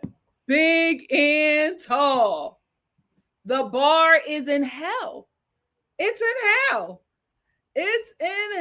hell. Some people said, what are the options in this community for him to be such a prize? I don't think there's maybe there's not a lot of men in impoverished white spaces. Maybe they're just producing a lot of daughters. I don't know. I don't know. I just said JK is smooth, but he's not cute. He's smooth because he got that from them black men he been in prison with. The NNA say, yeah, JK definitely gives me his dream girl as a black woman, but she wouldn't give him the time of day. Well, are we sure about that? Because I wouldn't be surprised. I would not be surprised if it's a sister in the wing. They'll surprise us later in the season. I don't think a Motel 6 does. Why did that? Why didn't they give that woman another room? Like, that was so ghetto. Timo said the way Brooke's ready to have another fatherless child to add to her other kids and their non-existent baby daddies is sad. It's sad. Oh, she got millions. They killed her mother. They killed her mother. She got millions. And she won't spend it on Brian. I'm with her brother.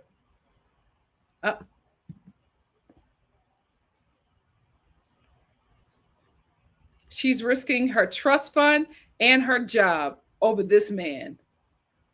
Yikes. Me too. I'm glad. And I'm glad he did not let up.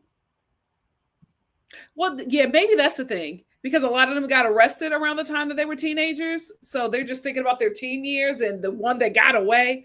I don't know. But a lot of these men circle back to these women that they messed with in high school. They had to, but I'm like, you wanted your kids to be on Love After Lockup? Y'all must love Miss Brooklyn. El Boogie said, "Ooh, super thankful I was not approached by men in high school and was largely ignored because don't call me ever. As soon as they say this call is from cell block, seek to click. I don't know who the hell that is." Josie said they must have had the parents sign for the kids to be on there, so I doubt it'll stop Brooklyn's bag. Seemed like she's a majorette coach. Mm, mm, mm, mm. That is his signature, guys. All of his mugshots, he has that hairstyle. That's his signature. The Mickey Mouse. He's just trying to appease her. He's doing whatever he can to appease. Kiana's spoiled. Kiana's spoiled. Those are her kids.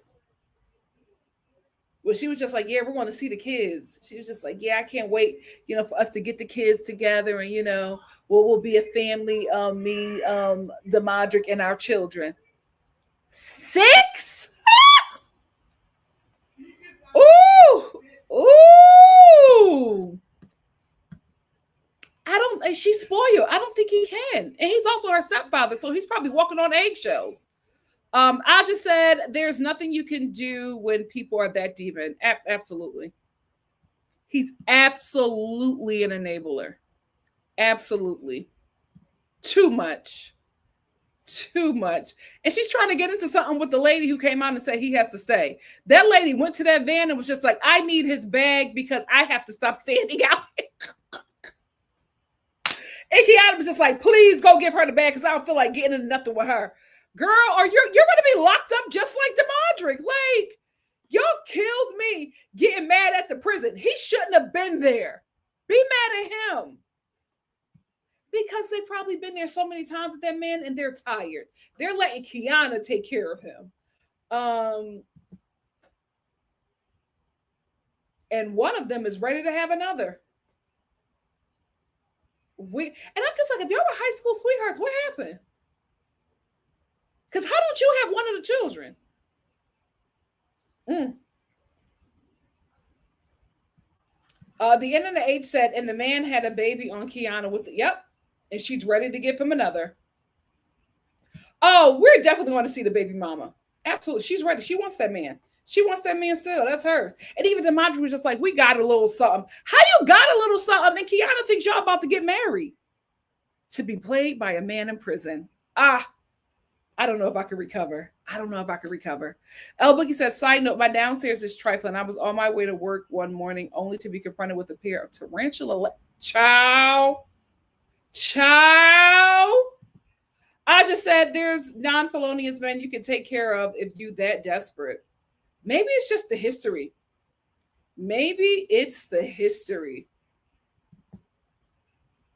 Like he just got out of prison and he's thinking about how he can use. Me too. The end of the age. They're just not a good match. They're just and even Michael said though, because when his mom cleared his phone so that he wouldn't have any names of his dealer. What did Michael say? Michael said, I'm going to do what I want to do. If I want to use, I want to find a way to use. Clearing my phone doesn't mean anything. He hasn't hit rock bottom. I don't know if he ever will. It has literally changed his entire face. That man is 40. He looks terrible. Terrible. Well, he looks, I don't know. I mean, he looks healthy for a meth addict. Oh, God, I don't know. Zora said Michael's original story was wild. He left his man of 2.5 years at a bar with another man, with whom he tried meth for the first time and got caught up ever since. Yep. Yep. Oh, yeah. The minute he got out, he was ready. She's tired. She's been going through that for 20 years. I wouldn't want him in my house either. And she's trying to protect Joey. She's just like, he's a terrible person. The mom was like, he's terrible. I'm telling you right now. Well, if that's what you want to do, fine. Don't bring him over here. She's done. He's very institutionalized. But honestly, guys, I think he loves prison because he can be himself. Because he can be himself. Timo said, I really hope Joey doesn't relapse because Michael is for sure going to use the minute he gets his. Absolutely. DGF said the village people put us on notice on the 8-track tape in the Navy. Yes! L Boogie said I used to work with a black guy at TGI Fridays back in the day. He was very gay and had been in the Navy. May or may not currently be in prison for. Oh, okay. Well. Oh, absolutely, it's a self-destructive relationship. Michael is going to be living with a family of recovering addicts. It's a recipe for disaster. It's terrible. Everybody needs to go to therapy. Absolutely. Absolutely. Oh, everybody. Listen, New York too. Ah, child, Fleet Week was something else. A gay freaknik child. Oh,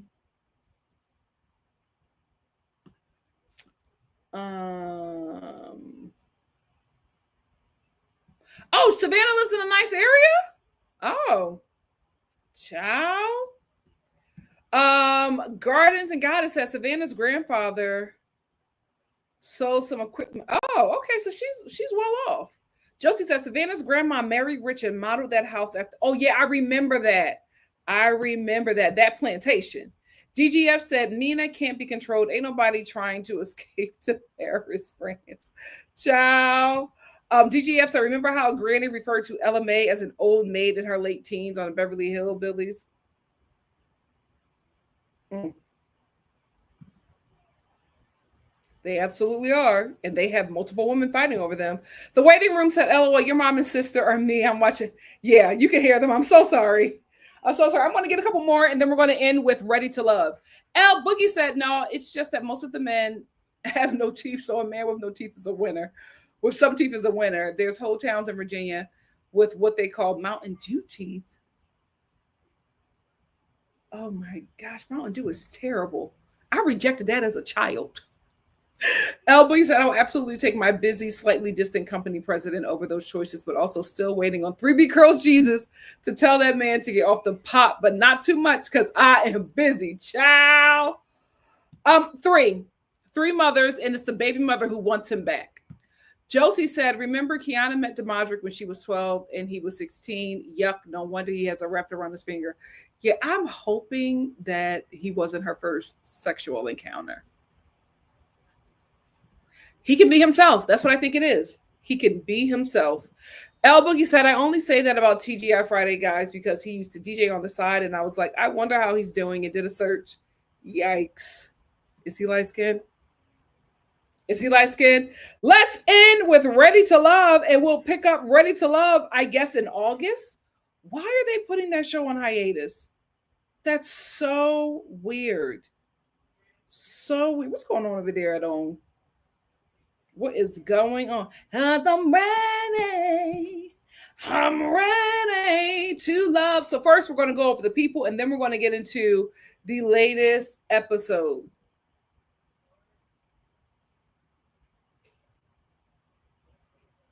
How in the hell did they find her in Philly? Like, what part of Philly? This is absolutely Ben Salem behavior. This is she can't be. She can't be a pure Philadelphian. Now this is a Philadelphian. The attitude alone, straight north Philly. Definitely West. Definitely West Philly. I love her. I love she's a good time. And I feel like I know her. I don't this is the thing. I'm shocked I don't know anybody on the show. She seems so familiar. I feel like I've worked with her at something.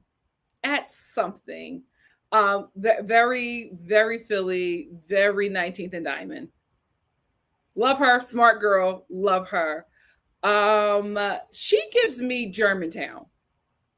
This is definitely a Germantown mindset. Definitely Germantown. Definitely East Upsall. Definitely. She has an East Upsall area attitude. Absolutely. North Philly to the T. No, he got the look and everything. He gives me North Philly West African Muslim. I could be wrong. I could be wrong. Mount Airy. Mount Airy. Everything about him. The aesthetic, the 6 kids, Mount Airy. Mount Airy. North Philly, specifically the Puerto Rican neighborhoods. This is North Philly. This is North Philly. Chestnut Hill in the outskirts. This is not. This is some boarding school kid who was trying to fit in with the city folks. I'm not buying it. I am not buying it at all. West. Cameron gives me West. Cameron absolutely gives me what? North. North. This is a North. I feel like I know the block where he was born and raised on. Absolutely. He gives me Germantown too. Khalil gives me Germantown. This is a Germantown man. West. Spent some time in North. It's a West Philly girl. Probably went to Temple. Absolutely. I will say the cast is cute. You know what I mean? Probably the finest Ready to Love cast they've absolutely had, but they're a little dry. They are a little dry. Let me go back to this guy. He does not in any way need this show. He's doing this for fun. He is not ready to love. He's not ready to be in a relationship. Eddie don't need this. Eddie probably got 3 girlfriends right now, and 2 of them are in West Philly. He does not need this show. He does not need this show. Eddie is on this show playing. He's playing. He don't need this show. He does not need this show. Let's get into the episode. I will say I'm a bit disappointed. I'm a bit disappointed. I thought Philly was going to be more interesting. It's just been very boring. It's been very boring. We're finally starting to see love connections come together, but it's been a slow burn. The most interesting person on this show is my girl Sahara. I like her because she's real, she's authentic, and this is Philadelphia to the T. Like, she is Philly, and she's opinionated, and she's always right. She reads people very, very well, and she is just an overall good person. I really, really enjoy watching her, and I think if the men aren't keeping her around, the show is keeping her around because she's good TV, and she's the most interesting, the brightest. She gives the most on this show. I wish everybody else matched her personality because this is a Philadelphia personality to the T. She also gives me a bit of South Philly. I could see a little South Philly in her. I could see her working at a South Philly Readers. But She's the best thing on the show. She is great TV. I really enjoy watching her. I didn't like the way that Milk Dud treated her. I think what last episode and the beginning of this episode, because the men keep on putting her up for elimination, talk about she's not ready to love. And I think they think that Sahara is not ready to love because Sahara is herself. She's not changing up to be with these men. She's not telling these men what they want to hear. And she is her real, authentic self. Cameron has really been fighting for her. But you meet with her to tell her yet again that the men think she's ready to love, but there's some things that she has to work on. So Sahara tells him, listen, thank you for giving me the information. I need to sit with myself for a minute because I'm pissed off because I keep on being eliminated and I'm not doing anything. I'm a really good person. I don't like how the men are treating me. Cameron goes, well, you're mistreating somebody who was fighting for you. Like I was fighting for you. Okay. She said she need a minute. Why are you now chastising her after she said she doesn't like how the men constantly chastise her every freaking episode? Why are you now adding on to that and not saying that she needs a minute or she needs to be encouraged? I actually like those two together because I thought that they really had something, but I don't like how he didn't protect her in that moment. Milk Dud could have done a lot better. And just like every Ready to Love cast, the men can't hold a candle to the women. All their jobs are imaginary. The women are the only ones that have real jobs. It's just, this, I hate to say it, but this show shows the sad state that Black women are in the dating pool when we desire to be in relationships with Black men. They're not getting jobs. They're not going to school. They're just getting podcast equipment and embarrassed in the Black community. It's upsetting. Anyway, so this episode was you go out on a date with your second option. Let's talk about Deanna and Hussein. So Hussein is Deanna's second option. He's not an option anymore because Deanna, in that poor attitude, tanked the date. Deanna is scaring off every guy, and I don't know why. She's a beautiful woman. She has a great job. Body is tea, but she just she cuts these men down to size. Now, when the first few episodes of the show, Milk Dud, I thought that he was going to be a great match for her because he's a firefighter, and Deanna, she makes her entire personality about being a firefighter. So I thought that she would like him, but I guess he's a rank lower than her and he's also shorter than her. And she said that to him. She was just like, oh, I can't date somebody in your rank and you're also shorter than me. So it's not a match. How dare you? He was so embarrassed and I felt bad for him. Like, how dare you speak to him like that? And then she does the same thing to Hussein. She's just like, oh, my firefighter job is a bit more important than your job. I don't think it's a match. What are you? Who is going to be the one for you? Fritz? Embarrassing.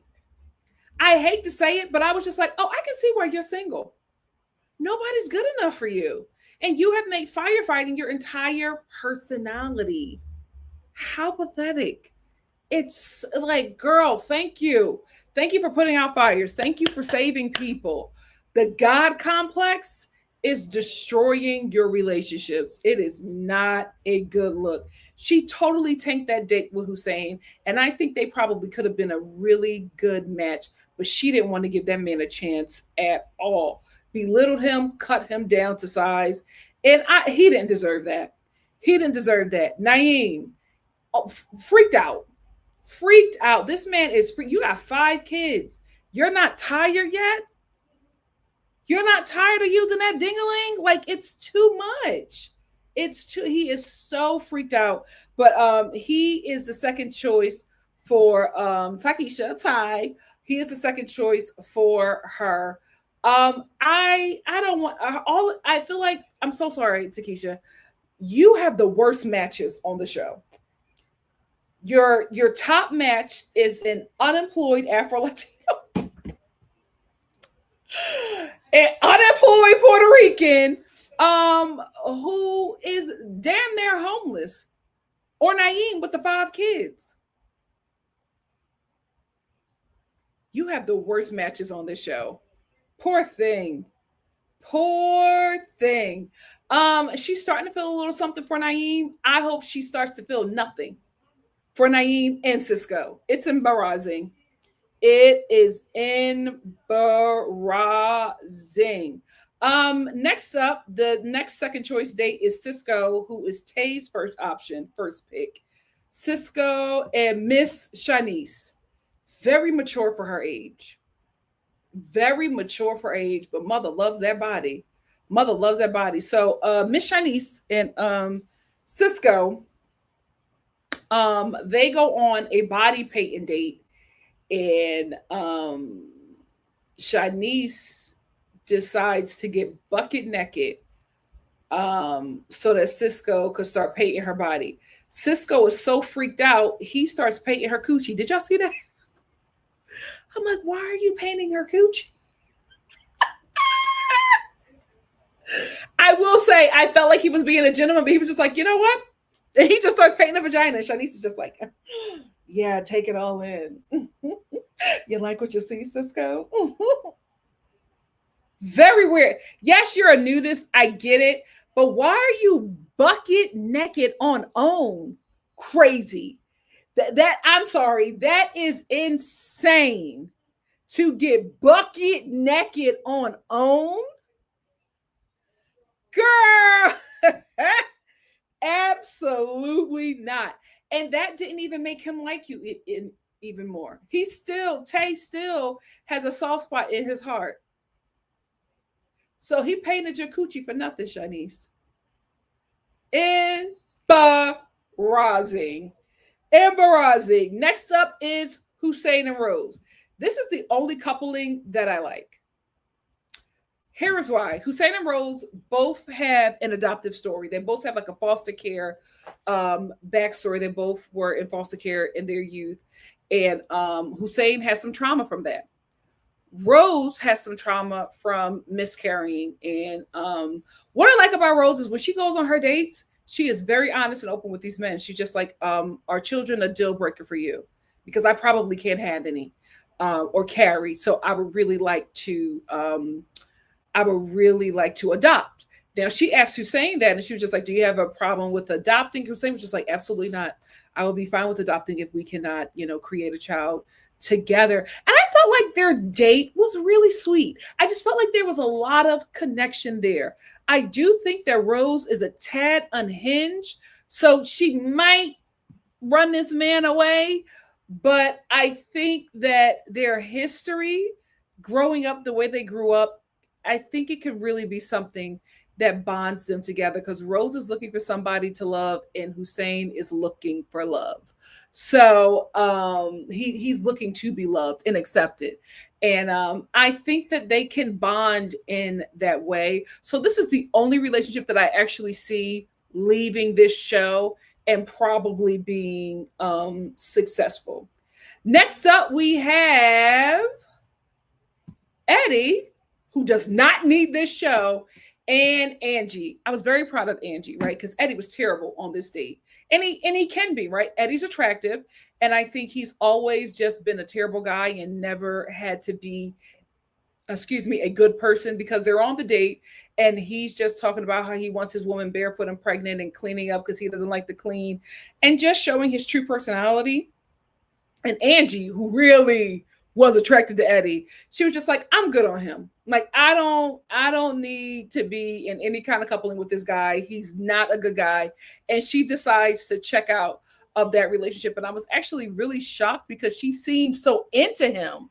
And I really, really thought that she was going to buckle because, Eddie got the 3B curls and, the Philly beard and the Philly voice. So I really thought he's a tall guy. Like I'm telling you, he's a typical Philly hot guy, typical Philly stud.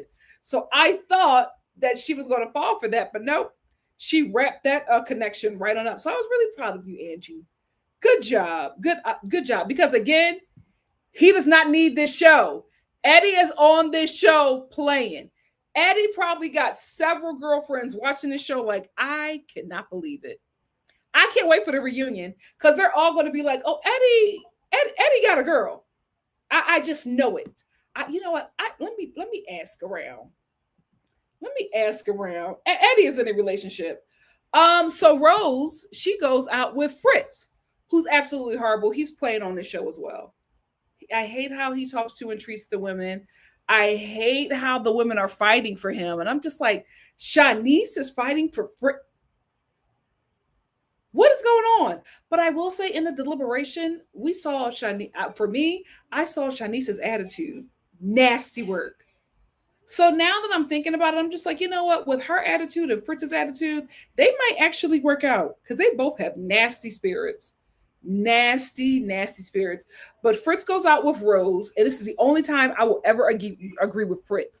He goes out with Rose, and Rose asks the question, how are you with children? Because I've had several miscarriages and I might not be able to carry. So we maybe have to adopt. And Fritz was like, well, we got modern medicine. There's other options. We could do a surrogate. Rose goes crazy. Oh, no, I'm not doing it. Is that what you want? Then that's not what girl, what are you? I was so shocked by her reaction. And then in the deliberation, when the women, because it's the women's week to choose which guys are going to go home, she's in there talking about, well, I don't like Fritz because he want to do surrogacy. And I just did not understand her reaction. And that caught me off guard just a bit because I'm just like, I hate the fact that I agree with Fritz, but Fritz is just like, if I'm agreeing to be a stepdad to her children, she can't agree to at least look into surrogacy. And I'm just like, relationships are a compromise, sis. You gotta compromise. It can't be just about all what you want. That's unfair. It's two people in that relationship, and your children. So that's the only time I ever agree with Fritz on this show. Next up, we have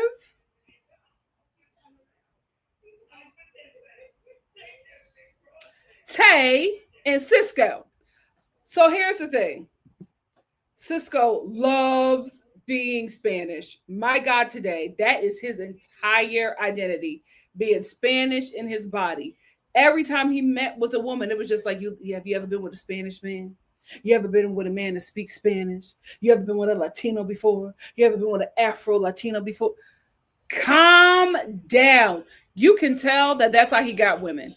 You can tell. I wouldn't be surprised if Cisco came to America as a young kid and used the fact that he was black but different to like gain popularity and get girls. I would not be shocked with that. But he goes out with his first choice. And the thing about it is, Tay is his first choice. The thing about it is, she really likes him. She really likes Cisco. But her mind is telling her he's not a good guy because Cisco is unemployed and Cisco is paying for a room. There's nothing wrong with being unemployed. There's nothing wrong with paying for a room. Why in the hell are you on a dating show?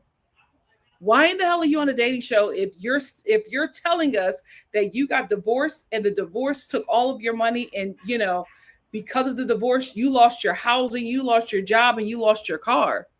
Why are you on a dating show trying to get another partner unless you're like Eddie on this show playing?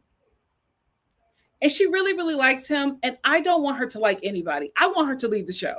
She has the worst picks on this show. You got a man, you are in a love triangle with a breeder and a homosexual.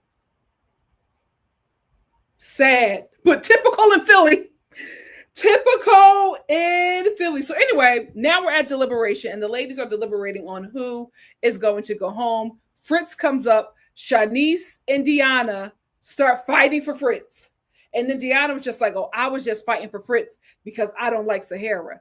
Of course you don't like Sahara. Of course you don't like the joy of the show because you have such a piss poor attitude, Deanna. And I'm so shocked because I'm just like, why? Why? You're pretty, you got a good job, and your body is like, I don't understand. You're like, you have everything to make you like popular and that girl. Why do you have such a bad attitude? It's so confusing to me. Like, I don't understand. Why don't you like Sahara? For what reason? And you're literally fighting for Fritz because Shanice has a connection with him. Shocked me. So anyway, Fritz goes to dinner and Eddie goes to the, have the "Are you ready to love" conversation because the lady thinks that Eddie is here playing, and I agree. Eddie's playing. Hopefully Fritz goes. I know Eddie is playing, but he's great eye candy for the show, and Fritz has just been a terrible guy to the women. So hopefully, the next episode, Fritz goes, but we won't know what's going to happen until what, July or August. Will people even care about this show? Ridiculous. I don't know what the hell is going over there at home, but they need me, because I would never put a show right when it's about to end on hiatus. Weird. Anyway, that's all my thoughts about Ready to Love. What do you guys think? Let's get into it.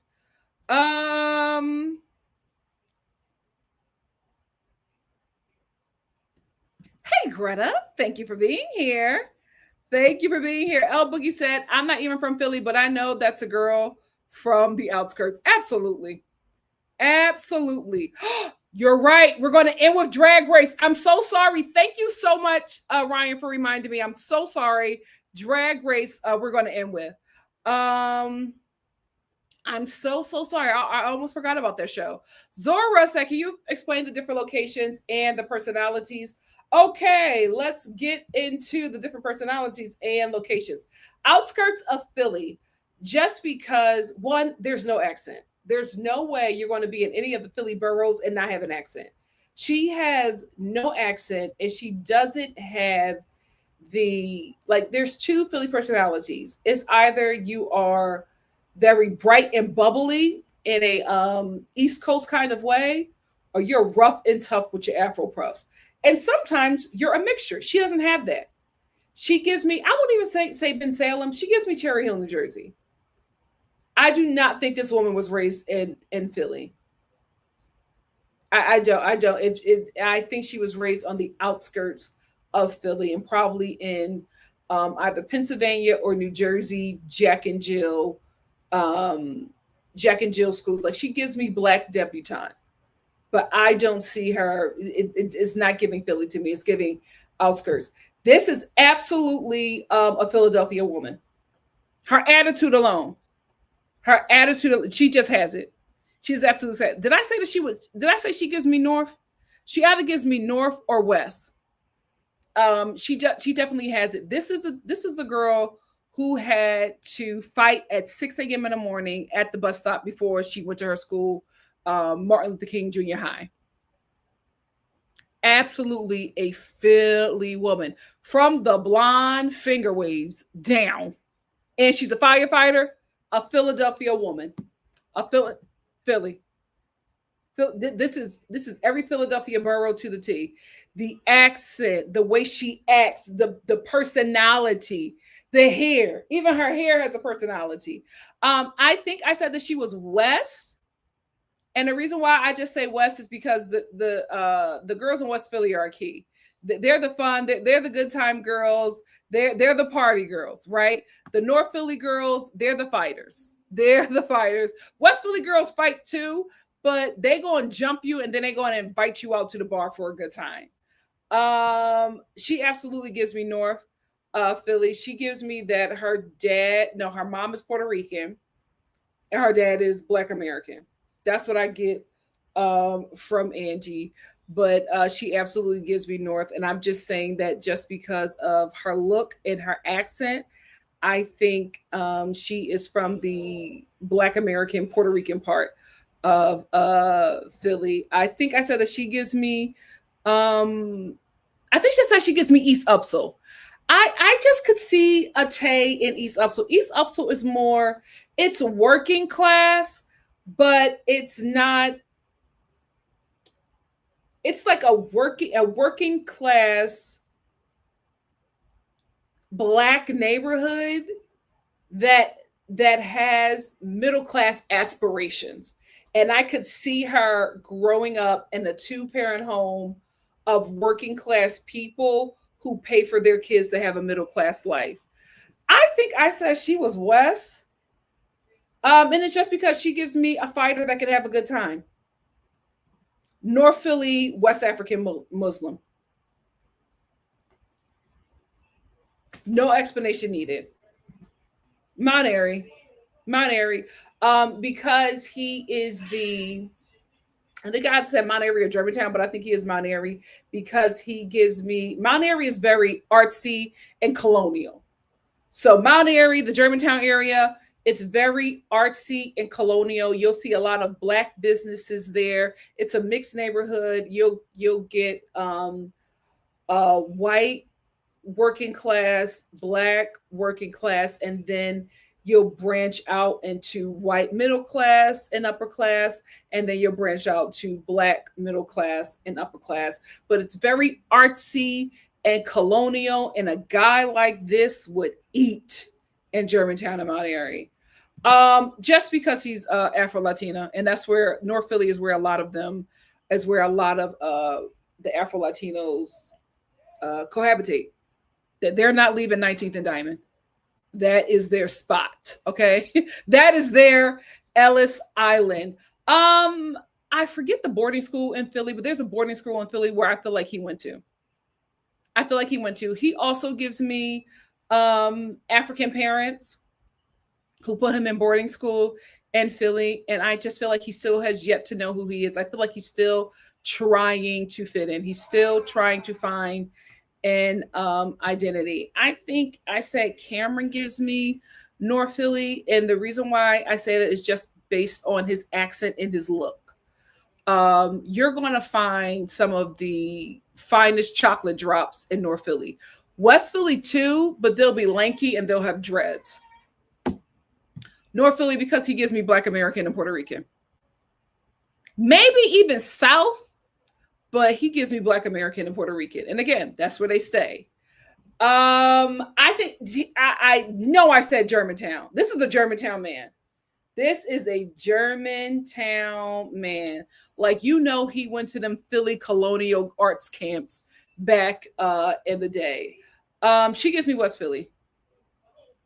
Good time girl who can fight. A good time girl who can fight. He is. And that's all he has relied on. He needs to get a job. He needs to get a job. See, Zora? And if you were in Mount Airy, he would have you. He would have you.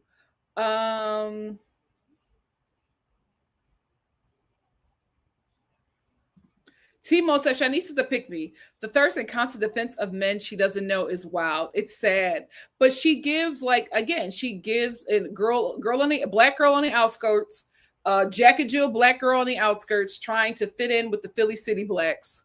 Timo said Rose way overreacted to Fritz asking about a surrogate. That was not a good look for her. It wasn't. It gagged me. And he doesn't need this show.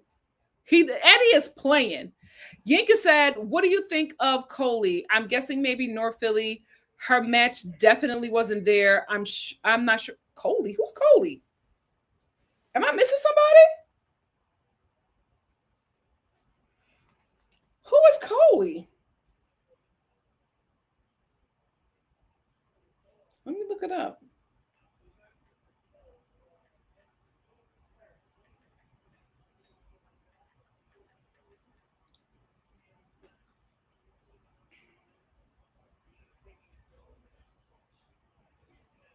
Oh, no.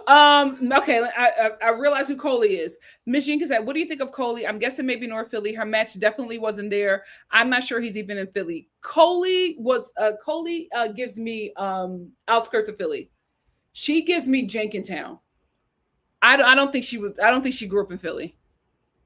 They absolutely recruited Eddie. He's making more money than anybody on this show.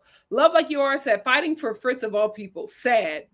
Zora said Rose did too much on that date, but Fritz is unbearable. Right? I was like, I can't believe you got me siding with Fritz. Timo said, what really alarmed me was Cisco. On top of the homelessness, he said his mother didn't want to take him in. What did you do to your mother, sir? He probably doesn't want to work. It's okay.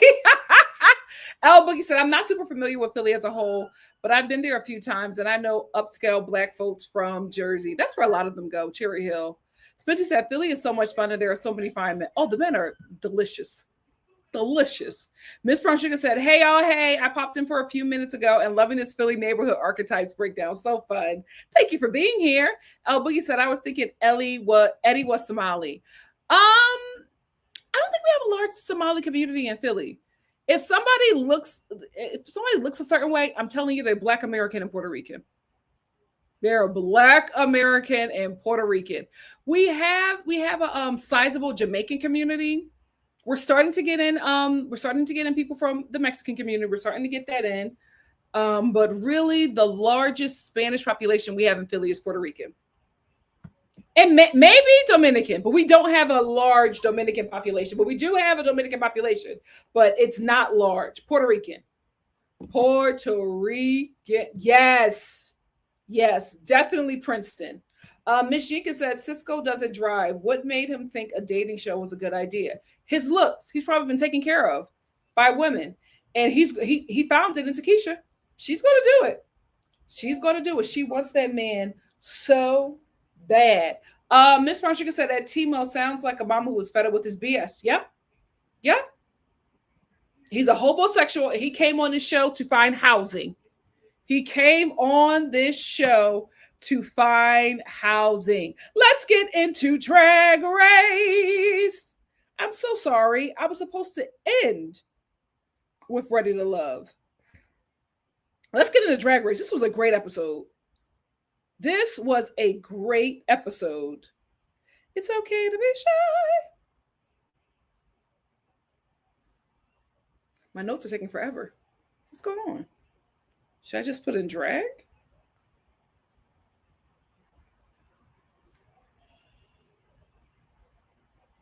Found it. Okay. I'm like, oh, what's going on? This is a good episode. So in this episode of Drag Race, we have the queens are doing a makeover on their family member. And oh my God, today, my heart, I was just like, I was crying with Rue because every time a family member walked in, the queens just became little kids.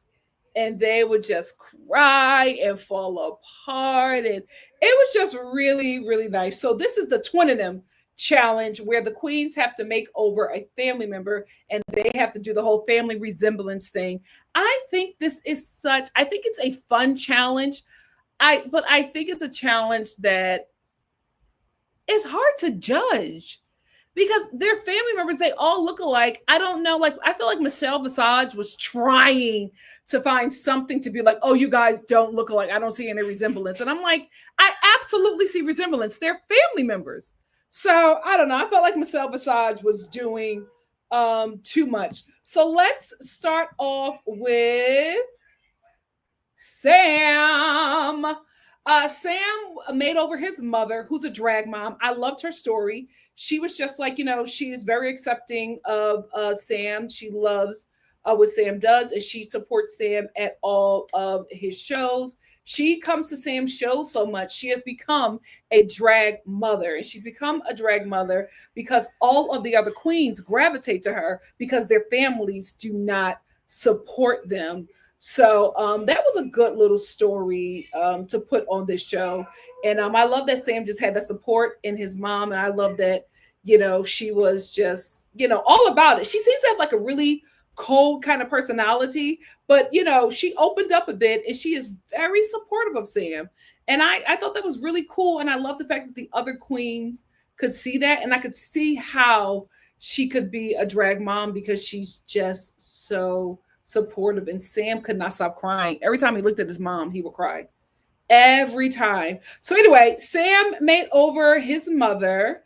They were the Hart twins. No, not this one. Not the Hart twins. Because Sam asked his mom, he was like, who do you want to look like? She said, Dolly. I want to look like Dolly. And Sam delivered. His mom looks amazing. They look great. And Sam actually won. And I agree with that. The outfits were great. The hair, the makeup, Sam did a great job. I will say, I see a resemblance, but not that much. And Michelle Visage is being very, very nitpicky. But I think the outfits really, really, really, really won them over. But Sam knocked out the park with this one. Sam knocked it out the park with this one. Next up, we have Anya. And Anya's going to win this. This is her show to win. Anya is absolutely winning this show. She has the talent, she has the personality, she has the outfits, she can do her makeup like crazy. She even did her dad's makeup. Anya's father was the person that she had to make over. And I thought it was really great for not only Anya to see her father being so supportive, and not just the other contestants to see our father being so supportive, but I thought it was really great to have a black father, a black macho father on this show supporting their gay drag queen son on hello? Don't scare me. How's it going? It's going good. We're talking about Drag Race. I can hear you guys are having a great time. Me and the Star family. Yeah, the first game's over. The first game's over? Okay. When's the next one starting? You know what that means. Wrap this drag up. Girl, bye. Anyway, I think it was really great to see a black macho man supporting his gay drag queen son on this show. And there was nothing off limits. Like the dad was all in. He said, I'm here, whatever you need me to do. He even came up with a name because Anya's father, he was incarcerated most of Anya's life for robbing banks. So Anya was just like, what, do you have like a drag name? And he said, sure. Roberta, no, Robin. I think he said Robin, or either Robin or Roberta Banks. Robin DeBanks or something like that. And I thought it was really cute. He was just so supportive. He did not care. Like, and I felt like the show was trying to get him to say that it's weird for him to have a gay son. He said, whatever my boy needs, I'm here. I love him. And he was crying. And I just thought it was such a good look. Like we needed to see that because that does happen, but we don't get to see it all the time. We get the queens talking about how their families don't support them, their families don't love them, especially their fathers. And here we have this black machismo guy doing whatever he needs to do for his son, even cutting off his beard. He didn't want to do it, but he did it. He cut off his beard. He dressed in drag. He put on makeup and he was all into the character. He was having fun. He was even allowing Law to like flirt with him. And it didn't make him uncomfortable. He was still himself. And I thought it was such a good look. I like Sam's outfit that he did for himself and his mom more, but I thought that this was great. I thought that this was a great look. The outfits did look a little cheap, but Anya did what she needed to do. I saw family resemblance. I will say Anya's father in drag looks like Patti LaBelle. I was like, is that Patti? But I love these two. I love the storyline of Anya and her father on this show. It was just so beautiful. They both just kept on crying. Every time they looked at each other, they just cried. I loved it. And I loved that her father was just like, you know what? I haven't been here. So whatever she needs me, I'm here. I am supportive. Anya and her brother held me down. I'm holding her down. And I loved it. No, Roberta. Yeah, that was his name. Roberta Banks. Genius. So smart. Let's move over to Lexi. If Lexi would get out of her head, she could absolutely be runner-up. And the only reason why I say runner-up is because Anya just doesn't miss. It's hers to win. But Lexi is up there too. But I think Lexi and her meth addiction that she has recovered from beautifully, I think it just messes with her mind. And I think she compares herself to Jules so much. And the saboteur just gets the best of her. But Lexi's mom was there, and I loved it because you could tell that Lexi's mom, struggled with Lexi being trans. So every time Lexi's mom would say her, Lexi would cry because Lexi was just like, this is the first time she's called me her daughter. This is the first time she said her. Like she never acknowledged like who I was when I began to transition. So this was like their storyline was acceptance. And I just thought that it was so beautiful because every time, like when they were on the runway and they were talking to the judges, Rue asked Lexi's mom how does she feel? She said, I feel great. And she said, I'll do anything I can to support my daughter. Lexi started crying. I started crying. I mean, this was a good episode, but this is Lexi and her mom. She had her mother caked up. Mother looked cute. She looked really, really cute. And I like them. I saw a family resemblance. I really, really did. I thought this was a good one. They look great together. I could not believe that her mom was on stage in a thong. Work. Work. I really, really like this episode. Next up we have Susie. Susie, the race is between Susie and Anya, but I think Anya just has it. Susie made over her mother for the family resemblance. And here's my thing with Susie. I think Susie was looking at Anya's dad and how accepting he was, and Sam's mom and how accepting she was, and just really started to compare her relationship with her mom to where other queens were with their mother. And I'm just like, your mom is doing the best she can. She's trying. Like Susie was just like, I wish that, me and my mom were a bit more closer and that she would come to my shows more. I wish she would come to my shows like Sam's mom comes to her shows. I wish my mom was just, more accepting, like Anya's dad is accepting of Anya. And I'm just like, your mother is literally here on this show, uncomfortable. She doesn't want to be on these cameras. And she's getting in drag and performing for you. Your mom is not doing this for herself. She was completely uncomfortable on this show because it's out of her comfort zone. But she did it to show you her support. Let her love and support you in her way. At least she's making a huge effort, because this lady did not want to be there. She was absolutely uncomfortable, but she came out to support her child. Be happy with the effort that she's giving you, because she's doing something. And she was even praising you on the runway. I just felt like the comparison that Susie was doing was not allowing her to really just embrace this moment that she had with her mom. And she kept on saying, oh, I wish it was this. I wish it was this. I'm like, your mom is literally here, dressed up like a dead Mickey Mouse, performing on the stage, uncomfortable as hell for you. This did nothing for her. You could tell that lady was absolutely uncomfortable. And you guys won. Look at her. Shaped like something, uncomfortable as hell, performing for her child. And y'all won. She ate this challenge up. You got your mom wearing a padded behind and Mickey Mouse ears. She did the best she could. Accept that. Take it. Take it and run and enjoy it. I just felt like she just couldn't revel in the moment. I was like, oh, Susie, she's trying, baby. She is trying. Jules. Wow, talk about acceptance. Jules' dad, amazing. And I honestly think Jules' father lost one child. He was just like, I'm not going to lose another. Jules' dad came in and was just like, whatever you need me to do, I'm here. I'm here for my baby. And it was just so beautiful to see just how loving and accepting he was. And dad got into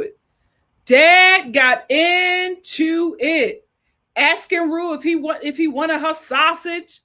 Like, just really having a ball, child. And I will say, the jackets, the fact that they didn't come off, that's what messed Jules up. If there was something under there, something amazing under there, oh, they would have ate.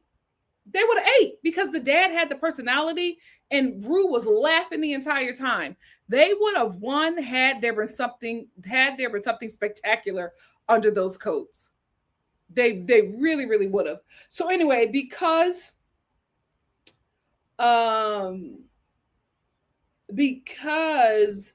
Jules and her father just had those faux fur jackets and nothing under it, they got a low score. Anya got a low score because Michelle Visage said there wasn't any family resemblance. So they had to lip sync against each other. Now I knew that this was not going to be an elimination. Here is why.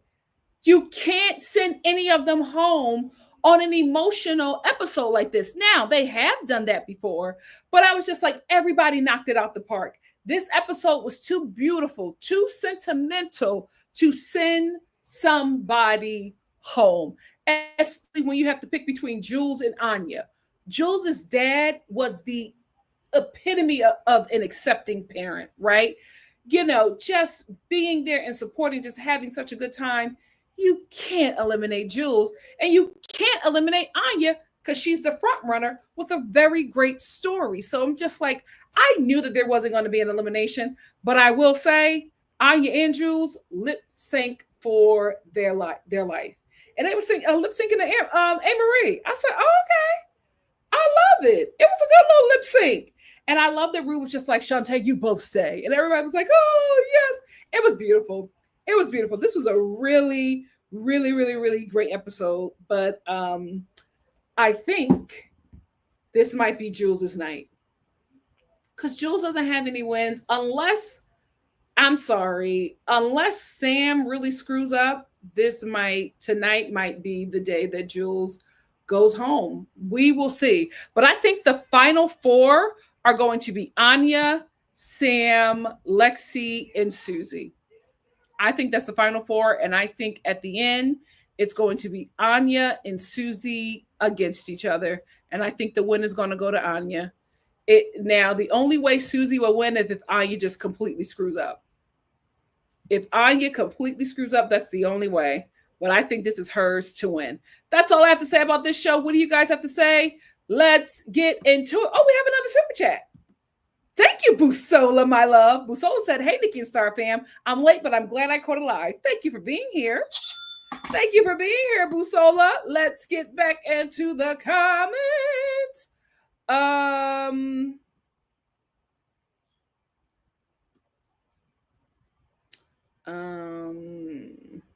on. I don't want to get any old ones. America has the weirdest town. It does. It does. Listen, a lot of, especially in Philly, a lot of our names are Native American. Are Native American. Broad and Susquehanna. Schuylkill. Native American child. Boogie said, girl, I don't know how Olivia Pope fixed the world on a diet of red wine and popcorn because I'm ready for bed or at least to be horizontal. Of course. Hey, Kaylee, thank you for being here. This was such a great episode. Timo says, Sam has grown on me. The accent had me hesitant at first. Of course, I totally understand. But Sam and his mother, they ate that. They ate that. Kaylee said, Michelle want the outfits to be the exact same, but different. She was being too nitpicky. I don't see any family resemblance. Really, Michelle? You're lying. You're lying. Kaylee said, Anya nerve for the win. I will be watching this episode tonight. It's hers to win. It's hers to win. Mishinka said, now, why was Anya's daddy that fine, right? It made me think of when you said the finest. I'm telling you. America incarcerates the finest Black men because they want to ugly up the Black American community. It will never happen. We're fine for life. Timo said, Anya Nerve is so talented. I need her to win. I hope she doesn't end up like Safira in second place. Listen, the only way Anya Nerve will not win this is if Anya Nerve screws it up. It's hers to win. His dad was so amazing. I loved it. I love that they showed that. Timo said, now the fashions for Anya's don't always hit. This makeover outfit was not it. And you are right. And you are right. Yes, that's who they're rooting for, Miss Brown Sugar. Kaylee said, I didn't love the outfits, but it wasn't horrible. Yeah, like, this is the thing. I knew it was going to be a Shantae, you both stay, because, like, nobody really did a bad job. Like, they could have done better, but it wasn't like, oh, we got to get you out of here. And also, they ate that lip sync up. Spitzy said, OMG, Anya and her dad looked so good. She did. She really, really did. And they look cute. They did. Yeah, he looked just like Patti LaBelle. I was like, wow, makeup really can change a face. Yep. He looks like, I was like, is that Patti? He looked like Patti back in her Out All Night days. Miss Brown Sugar said, child, I'm going to have to go back and watch these scenes. We need more happy stories. It was a good one. It's a tearjerker. It's a tearjerker. Kaylee said Lexi in her animosity with Susie gets on my nerves so bad. She's just comparing herself because Lexi thinks like she would have been Susie had she not got on drugs. And the saboteur is just messing with her mind. Santino said, I thought that Anya's father looked like a Clark sister with a green wig. I can see that too. It was the best challenge of the season. I absolutely loved it. She is shaped like something. Polly Pocket. Polly Pocket. She sure did. And she was kicking them scrawny legs and doing everything that she had to do to make sure that her child brought home a win. And Susie complained. I'm like, if you don't thank mother, because she is literally there for you. She don't want to be there. She was uncomfortable, but she showed up for her child. And Susie's just like, oh, I wish she was like some other people. Are you kidding me, Susie? Take in that moment. Take in that moment. Timo said, I do hate that they mix genders on these makeover challenges because the ones with women have a much easier time making them over. And most women already know how to walk in heels. True. But I think they got the family member that was available, that had clearance, you know? So, you know, I'm actually glad because we got Anya's father. Wow, what a story. Kaylee said people were saying Anya can't lip sync, but Anya did a good job. Timo said Jules has one win, but everybody else has at least 2 wins. And she's killing it. But it's starting to get to her. So that's why I think she might go tonight. Because it's starting to get to her. I'm not sure. I mean, we got a double Shantae, you say. So I really don't know because I think all the queens are so good. It's going to be hard to get a double elimination. Busola said the parents were so cute. It's lovely to see parents accepting their kids. It's a little ray of light during these times as fascism is spreading. Absolutely. Toya Star is here. Thank you for being here, Toya Star. L Boogie said, trying to ugly us up, do they so they can compete? Try again. It will never work. It will never work. We're going to end here with L Boogie said, I teared up just from the photos. It might be the red wine, but also the love that you were talking about from these parents is heartwarming. It was a great episode. I might just watch it again. It was they really did a good job. And this is why Rue keeps on winning that Emmy. It was beautiful. It was heartfelt. It was so great. And we are almost at 2 hours and 30 minutes, guys, on a Friday. Let me let y'all go. Thank you all so much for joining me. Give me like about 10 or 15 minutes so I can put the timestamps in on each video. Also, sometimes when I do these reality TV chats, I put the timestamps in the thumbnail so you can see it before you click on. Let me know if you like that, if that works for you. I'll do that this time. But just give me a couple of minutes so I can put the time stamps in. And I will probably, no, I won't probably, I will see you on Monday for the Real Housewives of Atlanta. And I'm going to do another reality TV chat. We're just going to talk about Ready to Love, not Ready to Love, Love at the Lockup, Love at the Lockup, 90 Day Fiance, and Drag Race, because Ready to Love is on hiatus. So we will see. But let me know if you want to put the timestamps in the video, and I will see you all on Monday. You're so welcome, Kaylee. Thanks for being here. And I'll see you guys Monday. Love you all, Star Fam. Have a great weekend. Be safe. Be good. See you Monday. Bye. Mwah.